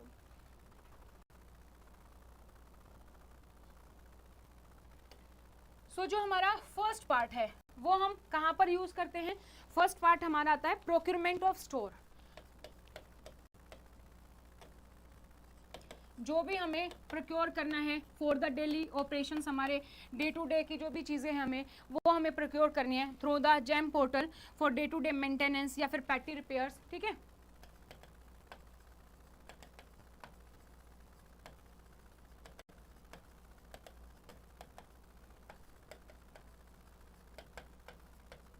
उस पे जाता है हमारा जो भी बजट है उसका 1/3। फिर सेकंड हमारा जाता है maintenance and repair of the building.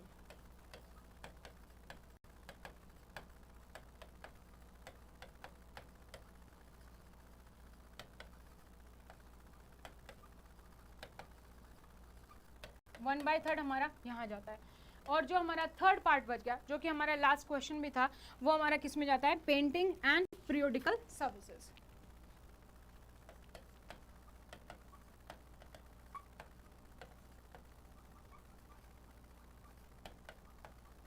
सब में इक्वल हिस्सा जाता है 1/3। तो यहाँ पर पूछा गया है किसके बारे में?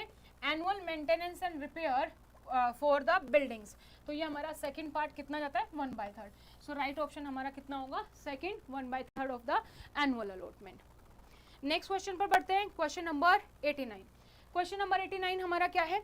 As per NVS guidelines, each JNV should have JNV maintenance cell located at main gate। Guard room पे एक मेंटेनेंस सेल होनी चाहिए हर एक JNV में for easy access of student, जहाँ पर स्टूडेंट भी एक्सेस कर सके, स्टाफ भी, देयर फैमिली मेंबर्स भी। सो ओवरऑल जो इंचार्ज होगा इस मेंटेनेंस सेल का वो आपको बताना है कौन होगा। ऑफिस सुपरिटेंडेंट, इलेक्ट्रीशियन कम प्लम्बर, वाइस प्रिंसिपल और प्रिंसिपल। तो इसका जो इंचार्ज होता है दैट इज वाइस प्रिंसिपल। ठीक है, सेकेंड ऑप्शन करेक्ट है।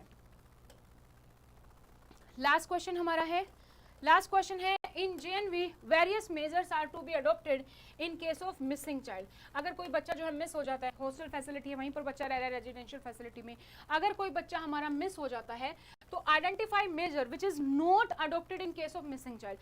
कौन सी चीज है जो हम मिसिंग चाइल्ड के केस में नहीं करेंगे? First, principal will report about the missing child to police and district collector. बिल्कुल पुलिस को इन्फॉर्म करेगा, डिस्ट्रिक्ट कलेक्टर को इन्फॉर्म करेगा। Second, parents are not given information. Parents को तो इन्फॉर्मेशन दी जाएगी उनका बच्चा मिस हो गया। Third, searching soon after noticing the missing of child. जैसे ही पता चला बच्चा मिस हो गया उसको हम ढूंढना शुरू कर देंगे। Third, house master will report to principal immediately. जैसे हाउस मास्टर को पता चला प्रिंसिपल को इमीडिएट बेसिस पर इन्फॉर्म किया जाएगा। सो क्या नहीं किया जाएगा? Parents are not given information. Second option जो हमारे यहाँ पर करेक्ट है, ठीक है। तो यहाँ पर हमारा वाइस प्रिंसिपल का LDC का 18th मई वाला पेपर कंप्लीट हो जाता है। हमने एडमिन एंड फाइनेंस कर लिया, हमने हिंदी इंग्लिश कर लिया, और हमने जो है अपना एजुकेशन साइकोलॉजी का पोर्शन है वो भी हमने यहाँ पर कर लिया।